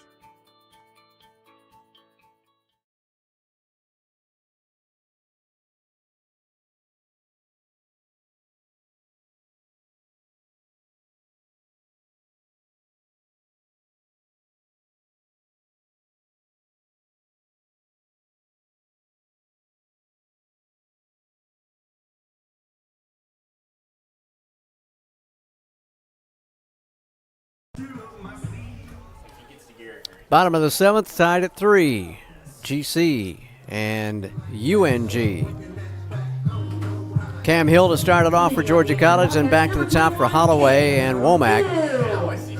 You got Parker Morrison, the best reliever in the Peach Belt Conference right now, and the saves leader as well, looming in the bullpen. Not warming up yet, though. Looks like a couple of lefties going in, Austin Wright and Daniel McCrary. But, yeah, you do not want to allow Morrison into this ball game, because if that's the case, that probably means that you're behind with short time to go. Cam Hill on the contest is 0 for 3, actually 0 for 2. Morrison, the Peach Belt Conference first-team reliever last year, and the second-team reliever is in the Bobcat dugout right now in Camac. 2-0, zips inside. He pulled the bat back. Had Clarno coming in with that bluff of a bunt. Yep, need to get that runner on by any means necessary. A walk would be just fine. 3-0, automatic. Might have been in the next time zone, but it was a strike. Yep, it was the automatic, but framed nicely by Leroy there behind the plate. 3-1 coming from Bauer. Up high, ball 4 as he surrenders a walk. And the Bobcats get a speedster on the base paths to start the bottom of the 7th inning. Tough call here, Scott. You got a hot bat at the plate in Holloway. Right. He's got at least one hit today. 1 for 3. Yeah, and it was a sharp one. So do you think about the sacrifice bunt to move that runner over? Do you try maybe a hit and run or a stolen base? You got a lot of options on the table here if you're Coach Eller. So Austin Holloway with a single in his middle trip tonight. That came in the 3rd inning. Bauer tosses over to first to keep check on Cam Hill, who's 3 for 3 in the stolen base department this season. Holloway did not show his hand on the bunt potential there. On the season, sacrifice bunts for him, just 1. Let's see what he's been charged with. The first pitch to him is bunted out toward the mound, and the catcher's going to have to make the play. No play. A little indecision between Leroy and Bauer. Leroy had to circle around behind it to grab the ball and just put it in his back pocket to avoid an errant throw. So an infield single on the bunt by Holloway. And the Cats have something going here maybe. Such a nice bunt out there in front, just died on the grass. We talked about deadening the ball, and that's exactly he did what it he right did. there. Huh? Holy cow. Wow. I'm not sure even if, because you have the lefty coming in, he's going to have to turn his whole body to make that throw if the pitcher fields, So I think Holloway's probably going to beat that out regardless. And now a mound meeting with Leroy and Bauer. This might be a ploy to get some more warm-up tosses for the bullpen members. Got a righty going now. We've already got the lefty-lefty matchup that you want if you're on the defensive 13. side. Coach Cantrell's going to make his way out of the dugout. How many pitches is Bauer up to? I've got him at 87 with 61 strikes. I think the righty is Kyle Luigas. Well, the call has been made. Coach Cantrell taking the ball out of the hand of Bauer. And he will head to the dugout. Still in a tie ball game in the bottom of the 7th inning, but he's responsible for the 2 Bobcat runners on board. We'll get some numbers to you when we come back on the Bobcat Broadcast Network.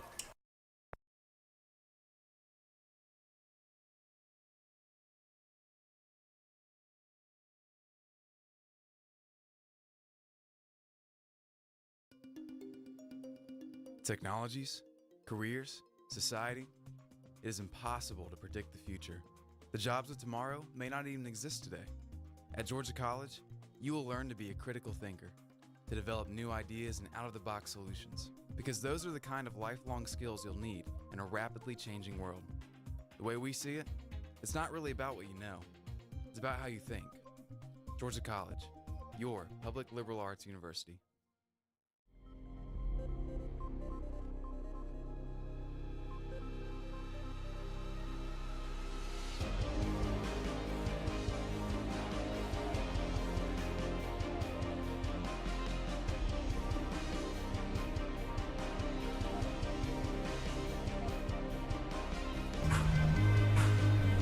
So the Nighthawks will replace one lefty with another as Daniel McCrary comes out of the bullpen. 12th appearance for him. He does have a couple of starts, so maybe a midweek guy. 1 win, 1 loss, 3.20 the ERA, 19 2/3 innings pitched, 25 hits against him, 9 runs, 7 of them earned, just 3 walks to 11 strikeouts. Opponents hitting .309 against him, though, so 25 hits in 19 2/3 innings. So runners do get on base against the lefty. Maybe if the Bobcats can take advantage of that, if they get a hit here, they're going to take the lead. But they get that lefty-lefty matchup between Womack and McCrary. McCrary, a senior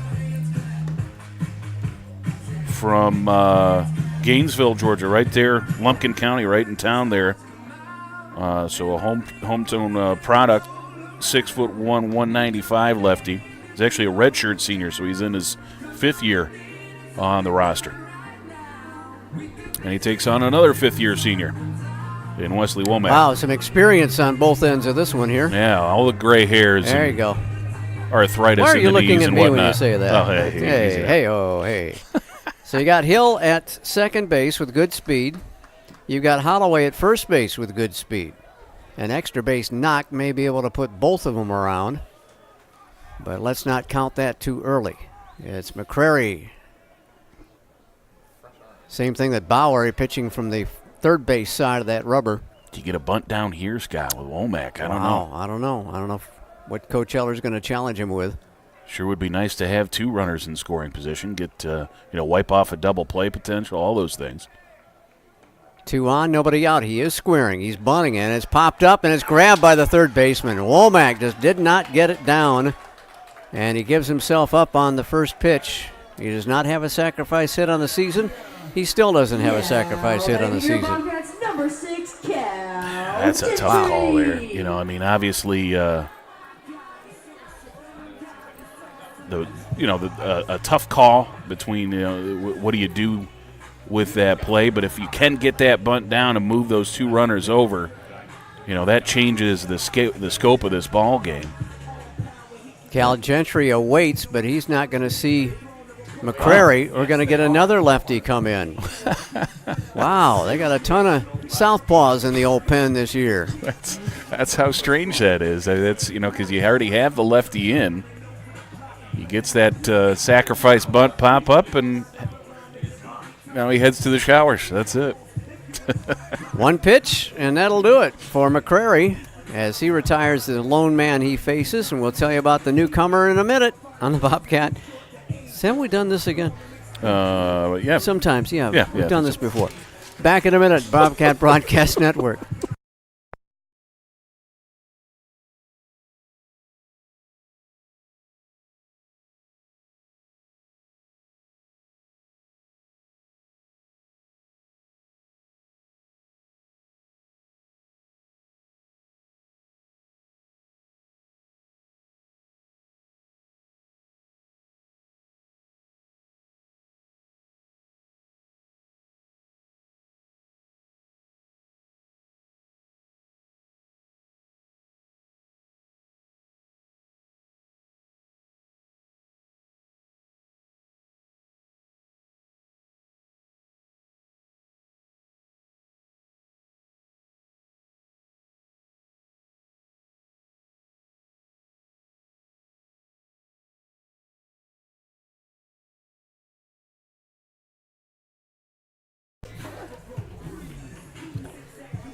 So Coach Cantrell goes to the pen again, and Cal Gentry will be facing left-hander Austin Wright.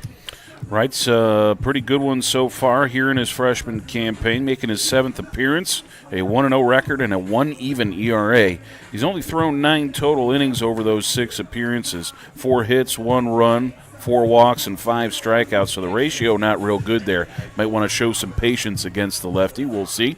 133 the opponent batting average for Austin Wright, the freshman, 6'1", 185 from Marietta, Georgia, and Mount Bethel Christian Academy. So if he's got the right stuff here, he'll take care of Gentry and the Bobcats.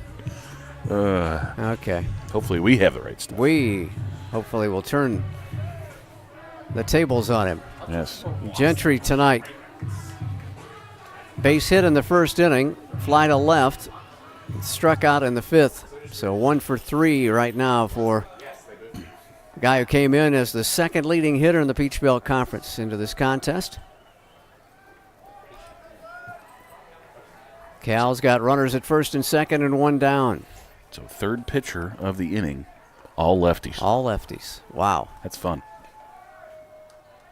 Right with a stretch, the look to second. The pitch is high and away for a ball.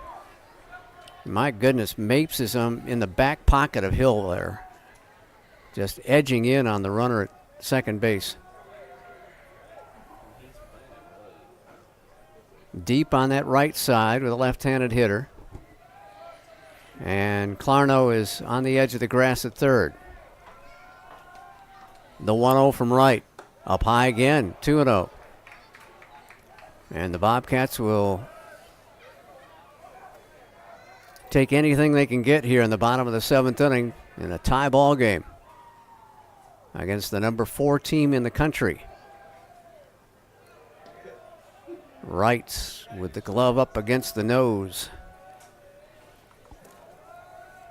Long look in, finally gets a sign he likes from Leroy. And the 2-0 is nowhere near 3-0.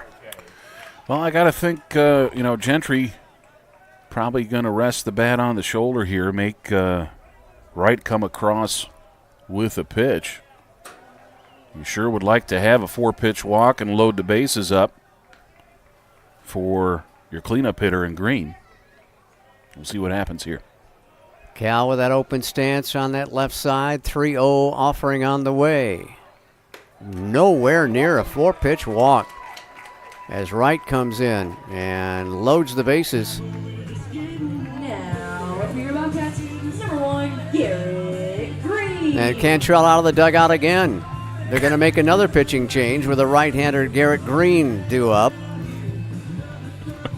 Should we just stay here this time? Yeah. Why not? I mean, we don't have bills to pay, so. There you go. I mean, we got bills. We just don't pay them this way. But yeah, wow. This is fun. 4th pitcher of the inning.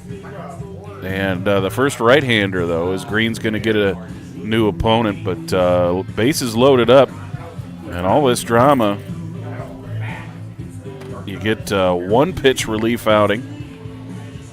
And then a 4-pitch relief outing. I guess that the one positive for the Nighthawks is you can use both of those guys again tomorrow. Exactly, yeah. Or Sunday, yeah. They're not worn out, are they? Goodness. But they threw a lot on the bullpen just to get to this point, I'm sure. So who's the right-hander here, Scott? That is Did a you good see question. his number on Let me the way see in? if I can figure it out. I believe it is 2 digits, if I am not mistaken. Mistaken? It is number 16? It looks like. Looks like it's number 16, and that would be Parker Morrison. Our wishes have not been answered. Here's the leading reliever in the Peach Belt Conference coming on, Al. As Morrison in the numbers, number 1 in ERA, number 6 in strikeouts, number 1 in saves. Just a lights-out type of reliever. And Morrison on the season, 14 appearances now, all in relief, a 4-1 record, 1.54 the ERA. He's got 6 saves, of course, with the tie ball game. That's not going to come into play. But 23 in the 3rd innings pitched, 12 hits against him, 5 runs, 4 of them earned, 5 walks to 39 strikeouts already. And 148 the opponent batting average. Morrison, just a sophomore. I didn't realize, I thought he was a senior. But he's just a sophomore, so in his second year, 5'11", 190 from Cumming, Georgia, and Forsyth Central High. But, yeah, he is a good one, folks, and not a good spot here as the Bobcats are going to struggle to get some runs off of the best reliever in the league. Well, maybe we can hope on a pass ball, a wild pitch, an error. Garrett Green is 2 for 4 with the bases loaded this season. Last time the Bobcats saw Parker Morrison, he picked up the loss in that extra inning ball game. Really? In the Peach Belt tournament. He went 5 2/3 in that game, and he gave up the losing run there in the what is that? That's 11th inning. Yep. Matthew Miller with a walk-off single. So he did get to Parker eventually after 5 2/3 innings there. Took a while. Cam Hill on at third. Holloway on at second. Gentry at first with one down. First pitch coming to Garrett Green. High and tight for a ball. Had to duck out of the way of that one. Well, a walk here would put the Bobcats ahead. Nowhere to go. Got the bases all juiced up here with Bobcats. Bauer is the pitcher of record still with Hill and Holloway on the base paths. Very shallow outfield right now. 1-0 pitch. Got the outside corner with a heat. 1-1. Well, you got a battler at the plate in Garrett Green. He makes good contact. And that's what the Bobcats need right here is try and lift one into the outfield if possible. Yeah, a lot of different ways to score that run. Error, sacrifice, fly, a hit. There's a fly ball to right field. Right in the tracks of Corbett. He'll make the catch. Here's the tag. Here's the throw. Going to be not in time, and the Bobcats lead at 4-3. Sac fly by Garrett Green. And moving up from second to third is Holloway, as the Bobcats now have two down in the inning.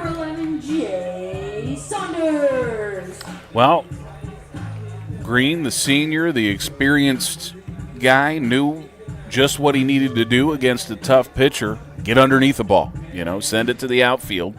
And he got it deep enough to score the speedy runner from third, and the Bobcats take the lead here 4-3. Now can you get a clutch hit out of the rookie here to get some insurance? Jay Saunders looking for his first knock of the night. He's 0 for 3, and he looks at one inside, spun away, but it caught the inside edge. Saunders struck out twice against Bauer. So Bauer on the hook right now. Saunders also with a ground out to third baseman Clarno. Low and away, gets away from the catcher. The runner from first will move up. Leroy had to track it down halfway down the third base line. And he lost it. He didn't have the ball at first there. But Holloway, as the ball was right in front of him, didn't really have the opportunity to advance. But So that does get you two in scoring position now with being able to run on contact here. A single's going to play to pair. Wild pitch on that one? Yes, sir. Okay, thought so. So Gentry scoots to second on the wild pitch. Holloway is at third with two down. The 1-1 offering coming to the freshman. Checks his swing, caught the outside corner, says the man behind the plate, and it's 1-2. All right, so Jay's got to shorten things up here a little bit. Just want to flare something out there. Just get it up over the head of the infield. Drop something out in the outfield and plate 2 runs. Simplify things a little bit. Morrison, 1-2. High and tight. Tried to zip it inside, but got a little bit too high and too far inside. So Deuce is wild at the Kurtz here in the bottom of the 7th inning with the Bobcats plating a run. Yep, got 2 runners on as well. The Scott McLeod special There has it is. arrived. Let's see if Saunders can take advantage of it. Parker Morrison comes to the belt and deals. Swing and a miss. Might have chased a pitch low and away out of the strike zone. But Georgia College picks up a run, and they do it with only 1 hit in the inning and strand 2 base runners in scoring position. We'll go to the 8th. GC on top 4-3 over the Nighthawks on the Bobcat Broadcast Network.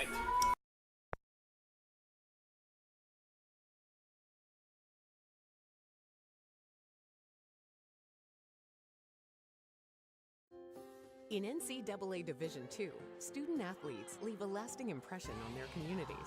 That's because Division II student athletes want to make a difference and truly be part of their surrounding communities. Through community engagement, thousands of student athletes from various backgrounds interact with community members who view them as role models. This interaction leaves a positive and perhaps even life-changing impression on all those involved. In Division II, we rise to the opportunity and make community engagement ours. We can stop to make sure someone is okay. get in the way, and disrupt the situation. Codify an authority. Or walk them home safely. We can change the language around rape. We can make campuses safer for our teammates, our friends, and our classmates. We cannot be bystanders. Taking action isn't always easy, but it's on us to intervene. Because we can. Learn more and take the pledge at itsonus.org.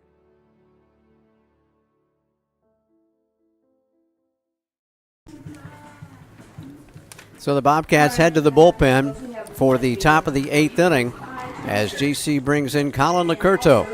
Licurto making his 11th appearance. That leads the squad. 2-0 the record, no ERA. 9 innings pitched. 4 hits against him, 1 run. It wasn't earned. 2 walks and 9 strikeouts. Opponents hitting 129 against the senior right-hander. Colin Licurto is 6'1", 190 from Kennesaw, Georgia, and Kennesaw Mountain. How about this, though, Scott? Over the last 10 ball games, 5 1/3 with 3 hits, 5 strikeouts, 1 walk, no runs, and a 1-0 record over 6 appearances. So, been very sharp here as of late. Hope that continues here tonight. Trying to protect a 1-run lead for the Bobcats against a very stubborn Nighthawk squad. Remember, it was a 3-0 GC lead going into the 5th inning when the Nighthawks struck for all 3 of their runs as they put up 5 hits in that inning, only 1 extra base hit. The rest were singles against Kamak. Spinner is the pitcher of record now for the Bobcats. He came on in relief of Kamak and got the last out of the 7th inning with the go-ahead run at third base. So the third pitcher of the night for GC is Colin Licurto, and he will face Nick Clarno, the third baseman. And the DH spot is set to come up next. Clarno 0 for 2 plus a walk. Colin from the stretch at all times.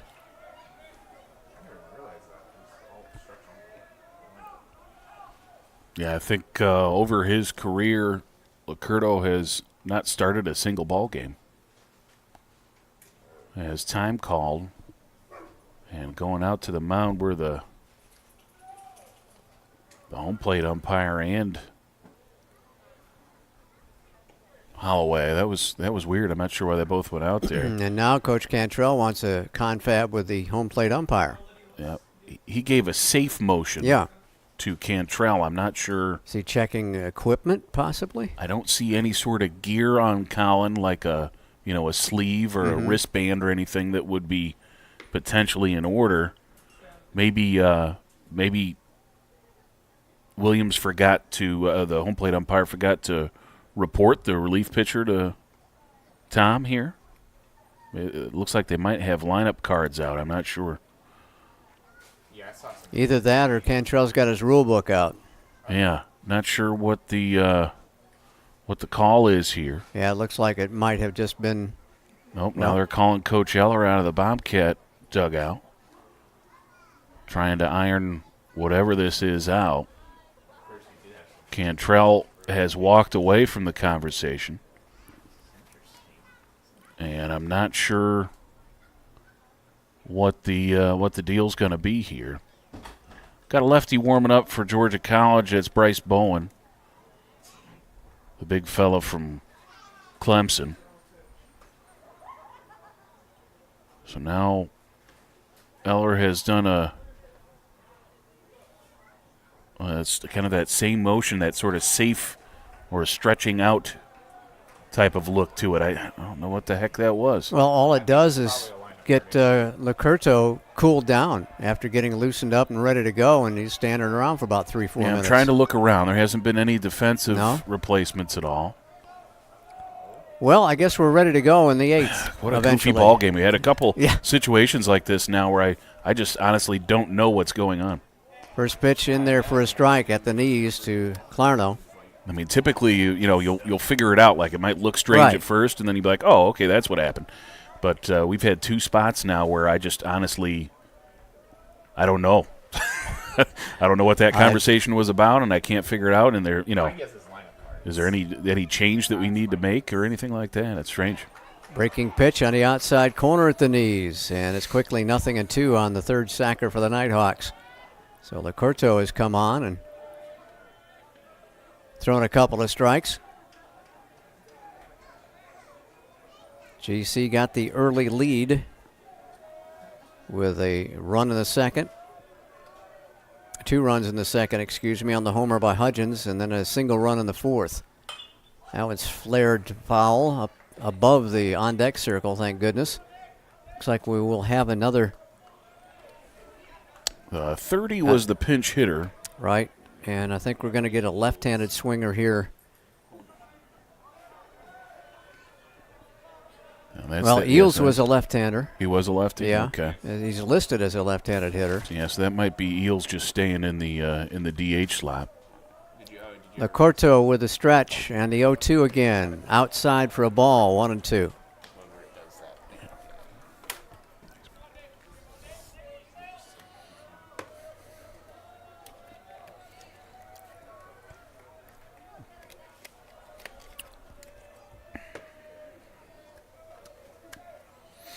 Bobcats have out-hit them 8-7 to this point. Been a very well-played ball game as well. That's very good indication for the Bobcats. Called strike 3. Caught him on the outside corner. Again, Clarno looking for something else, just like in his first at-bat. And that one just broke right over the heart of the plate. And it looks like it's Eels at the plate again.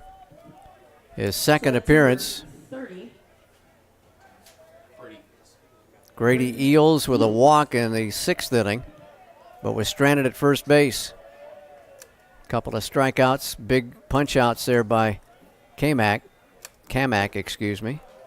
And first pitch fastball, low and away for a ball.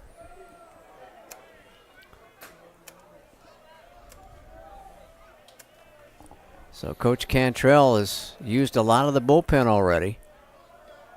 And dipped down to the bench in this DH slot. The 1-0. Comebacker, knocked down, and he'll hustle it to first base. Just barely got it over there in time to Cassius Young. Great play by Colin Licurto. Yeah, he knocked it down, and the ball was bouncing behind the hill. It was started to head down the mound, and he scooped it up. Almost like a lacrosse ground ball there. I don't know too many lacrosse fans, but that's it. You scoop that ball up off the ground, and then the underhand flip to first was a laser beam, as he put a lot on that underhand toss, and it was almost low. It was adventurous.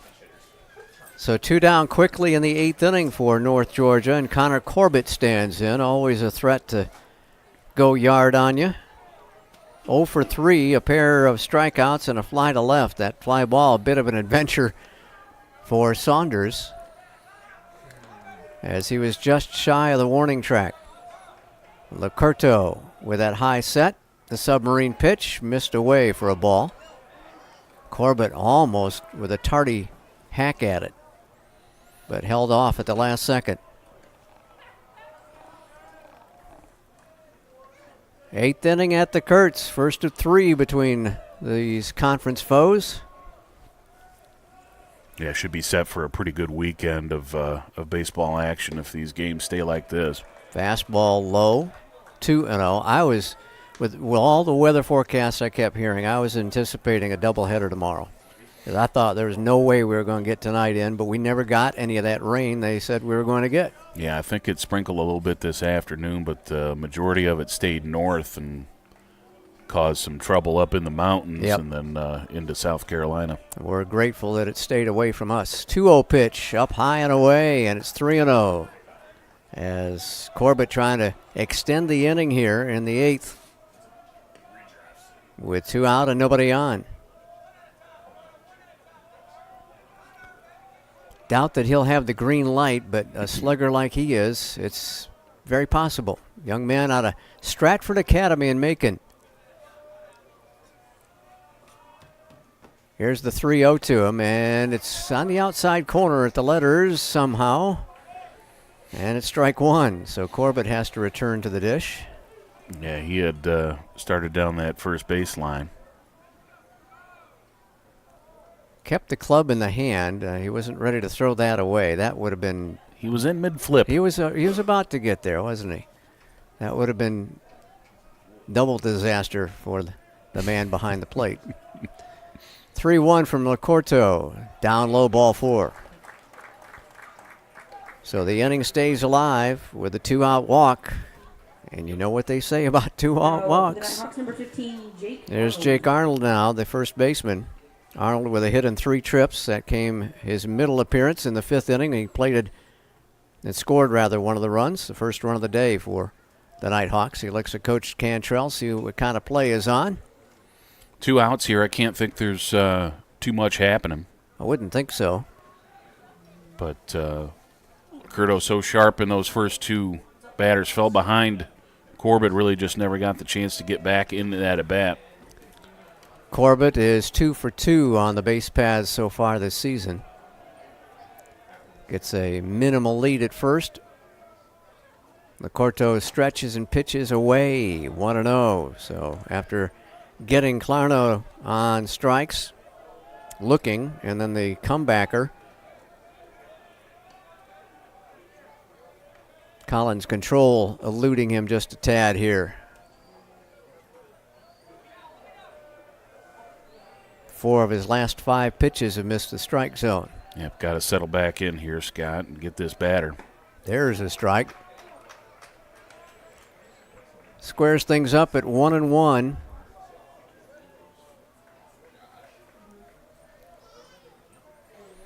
Looks like Bryce Bowen has had a seat in the Bobcat bullpen. And there is a righty going now. I think that might be Perry Keith.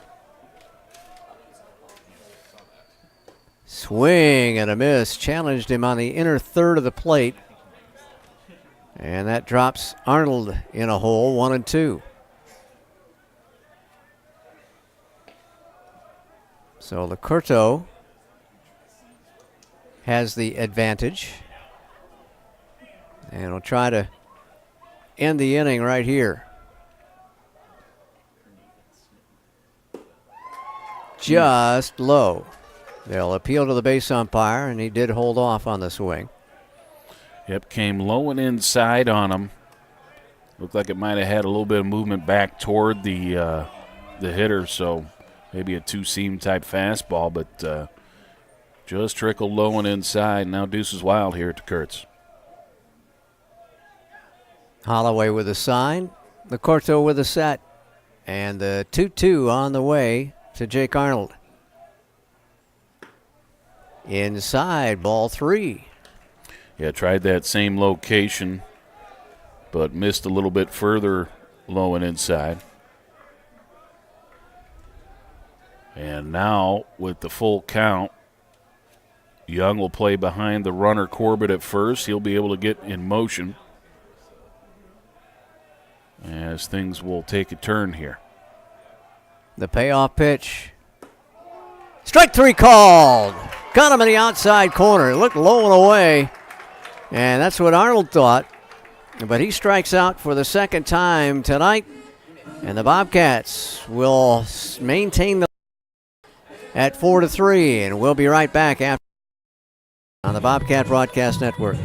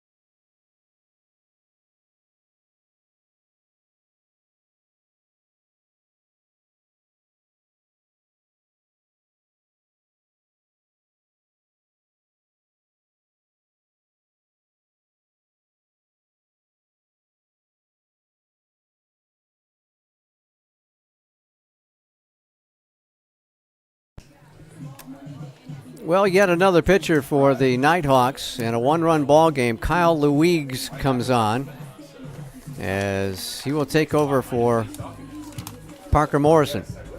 I'm looking at the roster here as far as like who's played for North Georgia, and they haven't thrown this many pitchers that often. So this could be blowing things up for the rest of the weekend. But Luigs makes his 12th appearance. They're all in relief, a 1-0 record, a 3.79 ERA. He does have one save. 19 innings pitched, 22 hits, 11 runs, 8 of them earned, 6 walks, 16 strikeouts. Opponents hitting .278 against the junior, 6'4", 200 from Richmond Hill, Georgia, and Richmond Hill High. That's out there in the Savannah way. He said he was a banana? 15 minutes from where I live. Yeah, so I think that's he was a banana this past summer. And he offers a first pitch to Jason Cook here. Coach Cantrell going with the percentages. First 3 hitters are righties scheduled for the Bobcats. Jason Cook with 2 hits and 3 trips. 1-0 pitch, skied right side, going to be in play and in fair territory. First baseman Arnold backing up on the edge of the grass, stumbles but makes the catch. Yeah, had a lot of late movement on it, I guess, as Arnold nearly had that one fall behind him in the outfield. But instead it's just a pop out and up to Hudgens now to make something happen. Will with a 2-run home run in the second inning to get the scoring started. That was right down the right field line. Singled in the 4th and a fly to right in the 6th inning on a fine play by Corbett. Fastball low and away for ball 1. And it looks like Luigs has the most heat of any of the pitchers we've seen so far. Yeah, big guy. 6'4", I think I said, right? Yeah, 6'4". So lots of length and can really bring it. And now it's fouled out of play to the right. Back toward the parking area. Bobcats with an 8-7 advantage in the hit department and a 4-3 advantage in the run department. No errors so far, as you said, Al. A nice clean played game. Got the freshman Chris Rollick warming up out in the Georgia College bullpen. Might be a safe situation for him to add to the totals. Fastball tickles the black on Hudgens. And I'll push the count to 1-2 on the DH. Grabbed a handful of dirt. Barehanded grip on the bat for Will Hudgens, a rarity these days. Up high with a pitch, 2-2. Yeah, I think Will's kind of a little bit of a throwback, kind of a gritty sort of dude. Gritty sort of dude. Yeah, I mean, just my couple of experiences that I've had with Will, conversations and stuff like that, he just seems like a blue-collar sort of ball player. Cuts and misses and strikes out. May have chased a pitch up above the zone. So Luigs has come on and gotten a pop-up and a strikeout. And Cassius Young, the first baseman, will stand in there. He is 0 for 3 in the game with a ground out to shortstop. Fielder's choice grounder, which plated his 17th RBI of the season in the 4th inning. And another ground out to shortstop. So he's tried Mapes twice, and see if we can go someplace else. He'll sky one to straightaway center field. Coming on in a hurry is Profit. He's there now, reaches up and squeezes it for the out, and the Bobcats go out in order, and we go to the 9th inning, nursing a 1-run lead. Bobcat baseball on the Bobcat Broadcast Network.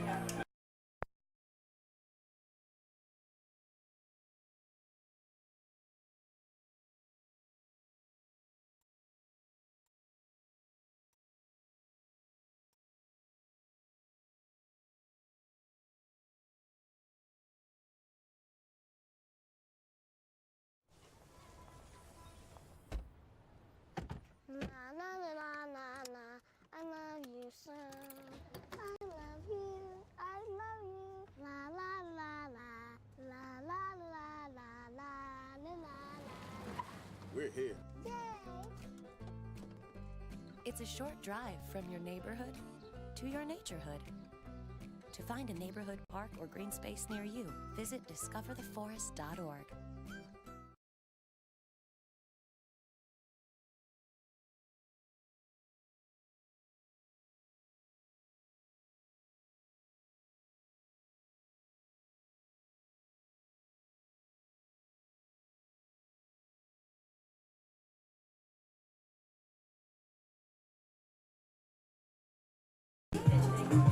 Yeah, looks like we got. Well, Colin Licurlo stays in the ball game and a chance to pick up the save here. I was trying to tell the folks we got pinch hitter coming up. Okay. Jake Howard's grabbed his stick. Maples the Holloway on the throw down for the final warm-up toss. He stepped in a hole there or something and lost his footing. Almost nailed Licurdo, who went right past his hip. That would have been unfortunate.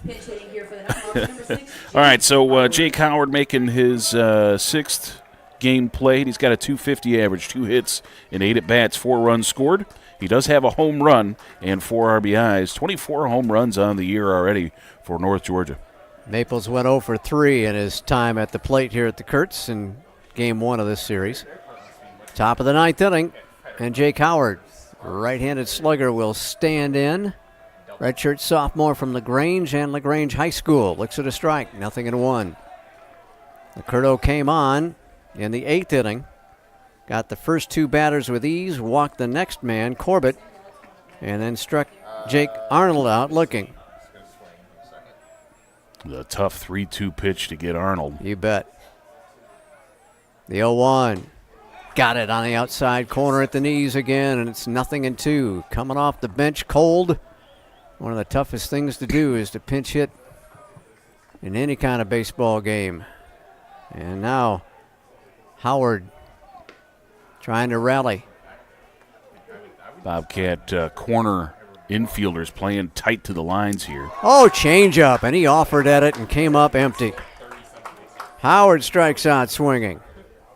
Yeah, like you said, Scott, tough to come off the bench and try and make an immediate impact in such a key situation. And never really getting settled there was Jake Howard in his 9th at-bat of the season. Unofficially, I've got 12 strikeouts for the Bobcat pitchers tonight.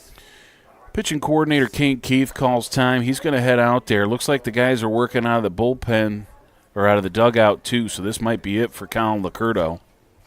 And that will mean Rollick will come on to probably get the save. Yep. As Licurdo gets 3 strikeouts, 2 of them looking, in his inning and a third of work here. To pen one more time as Chris Rollick on the mound, and when we come back to the Bobcat Broadcast Network. In NCAA Division II, community engagement is an initiative at all 25 national championships because student-athletes want to give back while competing for a national title. Over the course of the year, Division II student-athletes have an opportunity to leave a lasting impression in local communities throughout the country. Whether Division II student-athletes are volunteering at hospitals, schools, after-school care programs, foster homes, or retirement villages, they make a difference in the lives of others. In Division II, we rise to the opportunity and make community engagement ours. Change is constant. Technologies, careers, society. Georgia College is not about landing your first job. It's about preparing for success in a changing world. From the moment you step on campus, you have an immediate sense of belonging. At Georgia College, learning takes place all around us. Our students are critical thinkers, ready to graduate to a complex world. Georgia College, your public liberal arts university. Well, Chris Rollick, the redshirt freshman, will come on with 1 down and nobody on in the 9th inning. He'll face the top of the order. The Rhinestone Cowboy, there he is. Yeah, okay. Making his 10th appearance, 2-1 record, a 3.78 ERA. 3 saves. This is a save situation if he can close it out. 16 2/3 innings pitched, 12 hits against him, 8 runs, and 7 of those 8 earned. He's got 8 walks to 18 strikeouts. Opponents hitting just 194 against the right. He's only got to get 2 outs here, but easier said than done as we're back to the top of the order. In the last 10 ball games, particularly had a great week last week with a win and a save. But Rowlick with a 4.50 ERA in the last 10 games over 8 innings. He's been very busy. Has also had a couple of starts in the last 10 games, too. They're still trying to figure out how exactly to best use Chris, and looks like, at least for the time being, he might be taking over the closer spot. Marietta native out of Walton High School, 6'6" and 215, probably the tallest Bobcat we've got, huh? Yeah, had a great summer. Got on the all-star squad in his summer league there, and it seems to be carrying over to his freshman campaign. Taylor, a 2 for 4 evening so far, and he looks at a strike. Taylor had that infield single in the first inning, struck out against Camac in the third, singled against Camac in the fifth, and flew out against Camac in the seventh. So this is the first new pitcher he has faced tonight, and takes one down low. The reason for the change, even though Locurdo had been very sharp, is that sidearm delivery. If you're a lefty, like the lefty batter can see that pitch so much longer. Sure, it breaks in on the sidearm delivery. And that's a hefty cut and a miss to try and tie the ball game, and it's 1-2. So sidearmers typically have a lot of trouble with the other set, the other side of the plate. If you're a lefty sidearmer, then it'd be a right-hand batter. So Locurdo, the numbers against him to close it out. Roddick cuts loose a fastball, and Taylor cannot catch up to it. A hefty fastball and 2 strikeouts in the 9th inning, and they're down to their final out of the Nighthawks. Now this would go a long way toward the morale of this Georgia College squad. Came limping back home after a loss in the series to Francis Marion up there. And it actually lost 2 conference series in a row with the sweep from Aiken too. But to take on the number 4 team in the country and pick up a victory in the opener would go a long way. Sudduth looks at strike 1. He has a hit in 3 official trips, also a walk. He was stranded at third in the 7th inning in a tie ball game on the strikeout by Spinner. Strike 2, and it's quickly 0-2, and Roddick 1 pitch away from ending it here. Sudduth, number 4. Very upset about that last strike call. He thought it was outside. Kind of flips his hands up in disgust. I think he better swing at anything in the same zip code, huh? 0-2 pitch. He does, and he fouls it out of play to the right. Now, was it Sudduth that had the double last time up, the one that went to left center? Yes. Almost all the way to the wall? In the 5th inning? Yeah, that drove in the 2 runs to tie the game. Yeah, outside of Hudgens' home run, that was, one of the hardest hit balls of the day. Right. As he's a big, powerful second baseman.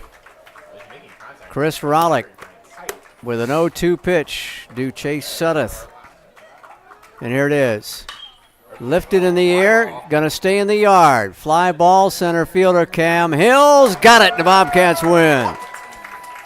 So Georgia College comes up with a run in the 7th inning and holds on for dear life, a 4-3 win over the North Georgia Nighthawks. 4 runs, 8 hits, no errors for the Bobcats. North Georgia, 3 runs, 7 hits, no errors.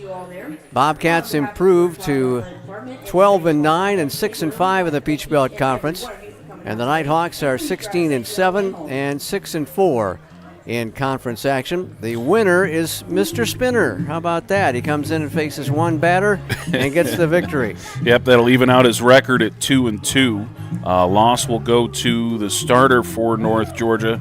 That was Bauer.